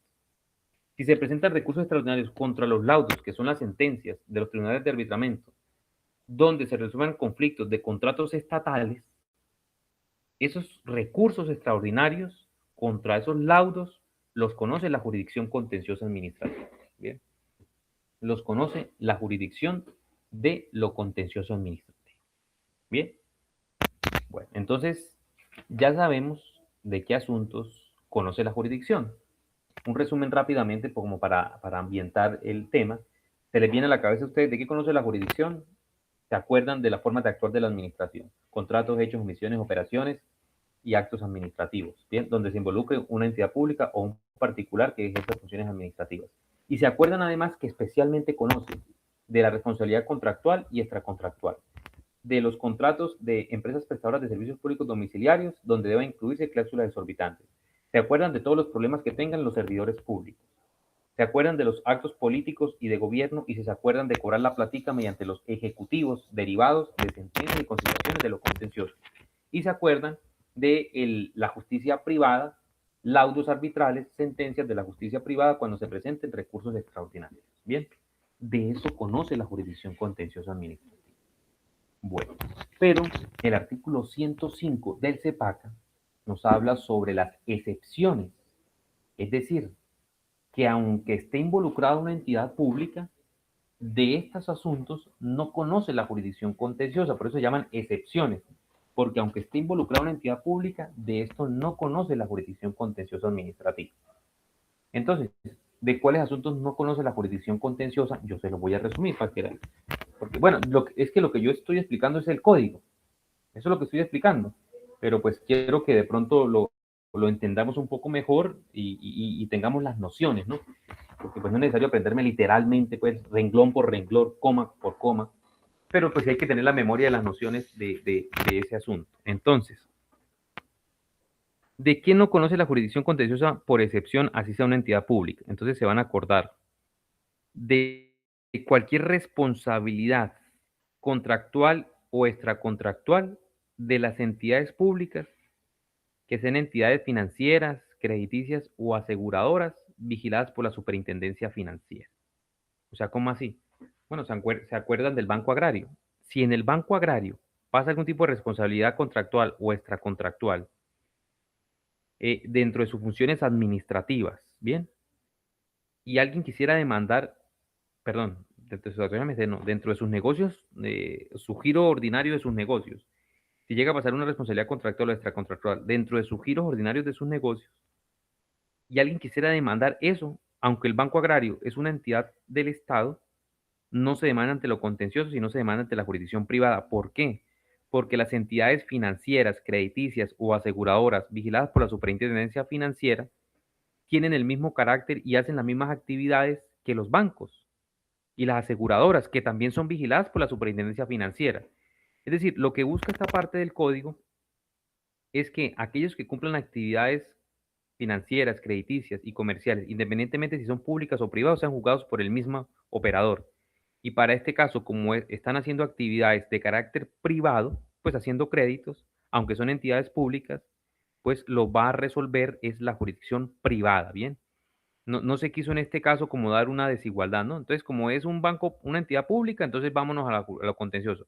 Pero como usted que hace lo mismo, Banco de Bogotá, pero como es privado, entonces vámonos ante el ordinario, ¿no? Aquí lo que se quiso fue que todos resolvieran ante el mismo asunto, entonces por eso todos nos vamos para la jurisdicción privada, aunque se trate de entidades públicas que presten actividades financieras crediticias y que estén vigiladas por la Superintendencia Financiera, ¿bien? ¿De qué más no conoce la jurisdicción contenciosa administrativa? Bueno, no conoce de las decisiones de las autoridades administrativas, pero cuando cumplan funciones judiciales. Les hago una pregunta. ¿Ustedes alguna vez han visto a un juez de la República embargando y quitando una motocicleta o haciendo un secuestro de bienes inmuebles? ¿A quién vienen ustedes quitando una moto haciendo un secuestro? Pues algún agente de tránsito o alguien de la alcaldía. Y ustedes dirán, ¿pero por qué? Si eso es una función judicial. Bueno, porque existen algunas autoridades administrativas que cumplen funciones judiciales. En esos casos, o por ejemplo, los comisarios de familia fijan cuotas alimentarias provisionales. ¿Eso quién lo resuelve después? Pues lo tiene que resolver la jurisdicción de familia ordinaria. Entonces, cuando una autoridad administrativa, alguien de la rama ejecutiva, cumpla funciones judiciales de esos asuntos, no conoce la jurisdicción contenciosa. ¿Por qué? Porque no son en funciones administrativas, son en funciones judiciales. ¿Bien? ¿De qué más no conoce la jurisdicción de lo contencioso? Bueno, aquí hizo falta en el numeral 3 aclarar algo. Dice ahí que de los juicios de policía, ¿no? Pero bueno, hay que tener cuidado con el juicio de policía, porque si ese juicio de policía está en funciones administrativas, sí conoce la jurisdicción. Pero si un juicio de policía, como por ejemplo una querella por perturbación a la posesión o un desalojo de una invasión de un predio privado, es decir, si ese juicio de policía, es decir, si el inspector de policía resuelve conflictos entre privados, esos juicios no los conoce la jurisdicción contenciosa, los conoce la jurisdicción ordinaria, porque casi que el inspector de policía está actuando como un juez, resolviendo conflictos entre privados. Pero cuando el inspector de policía, por ejemplo, cumple decisiones, por ejemplo, va y sella una obra privada que no está sin licencia, bueno, ese acto sí conoce la jurisdicción contenciosa, ¿no? Entonces aquí hizo falta como aclarar en el CEPACA, pero para que lo tengan en cuenta. De los juicios de policías, pero cuando resuelven asuntos entre privados. ¿Y de qué más no conoce la jurisdicción? Bueno, no conoce de los conflictos de carácter laboral surgidos entre entidades públicas y trabajadores oficiales. Es decir, los conflictos de carácter laboral de los trabajadores oficiales no lo conoce la jurisdicción. ¿Por qué? Porque recuerdan que cuando hablamos de trabajadores oficiales, hablamos que se vincula mediante contratos de trabajo. El contrato de trabajo es un contrato de naturaleza laboral privada. Y como el contrato es de naturaleza laboral privada, el que debe conocer de ese asunto cuando se trate de trabajadores oficiales es la jurisdicción laboral ordinaria. Bien. Señores, entonces, por el momento, creo que pues iniciamos desde las 6, desde las 5, le dimos de corrido. Entonces, hoy vamos a dejar hasta acá. Para mañana continuar con la organización de la jurisdicción contenciosa administrativa. Bien. Mañana, entonces, nos vemos a las 8 de la mañana en la sede, pues bueno, los que puedan en la sede algodonal y también pues de manera virtual. Entonces, continuamos con esta última parte de los temas del preparatorio. Bien, no sé si tengan alguna duda, pregunta, sugerencia. No, profe, muchísimas gracias. Bueno, entonces que pasen una muy buena noche y nos vemos entonces mañana a las 8 de la mañana. Gracias, Profe, profe. mucho.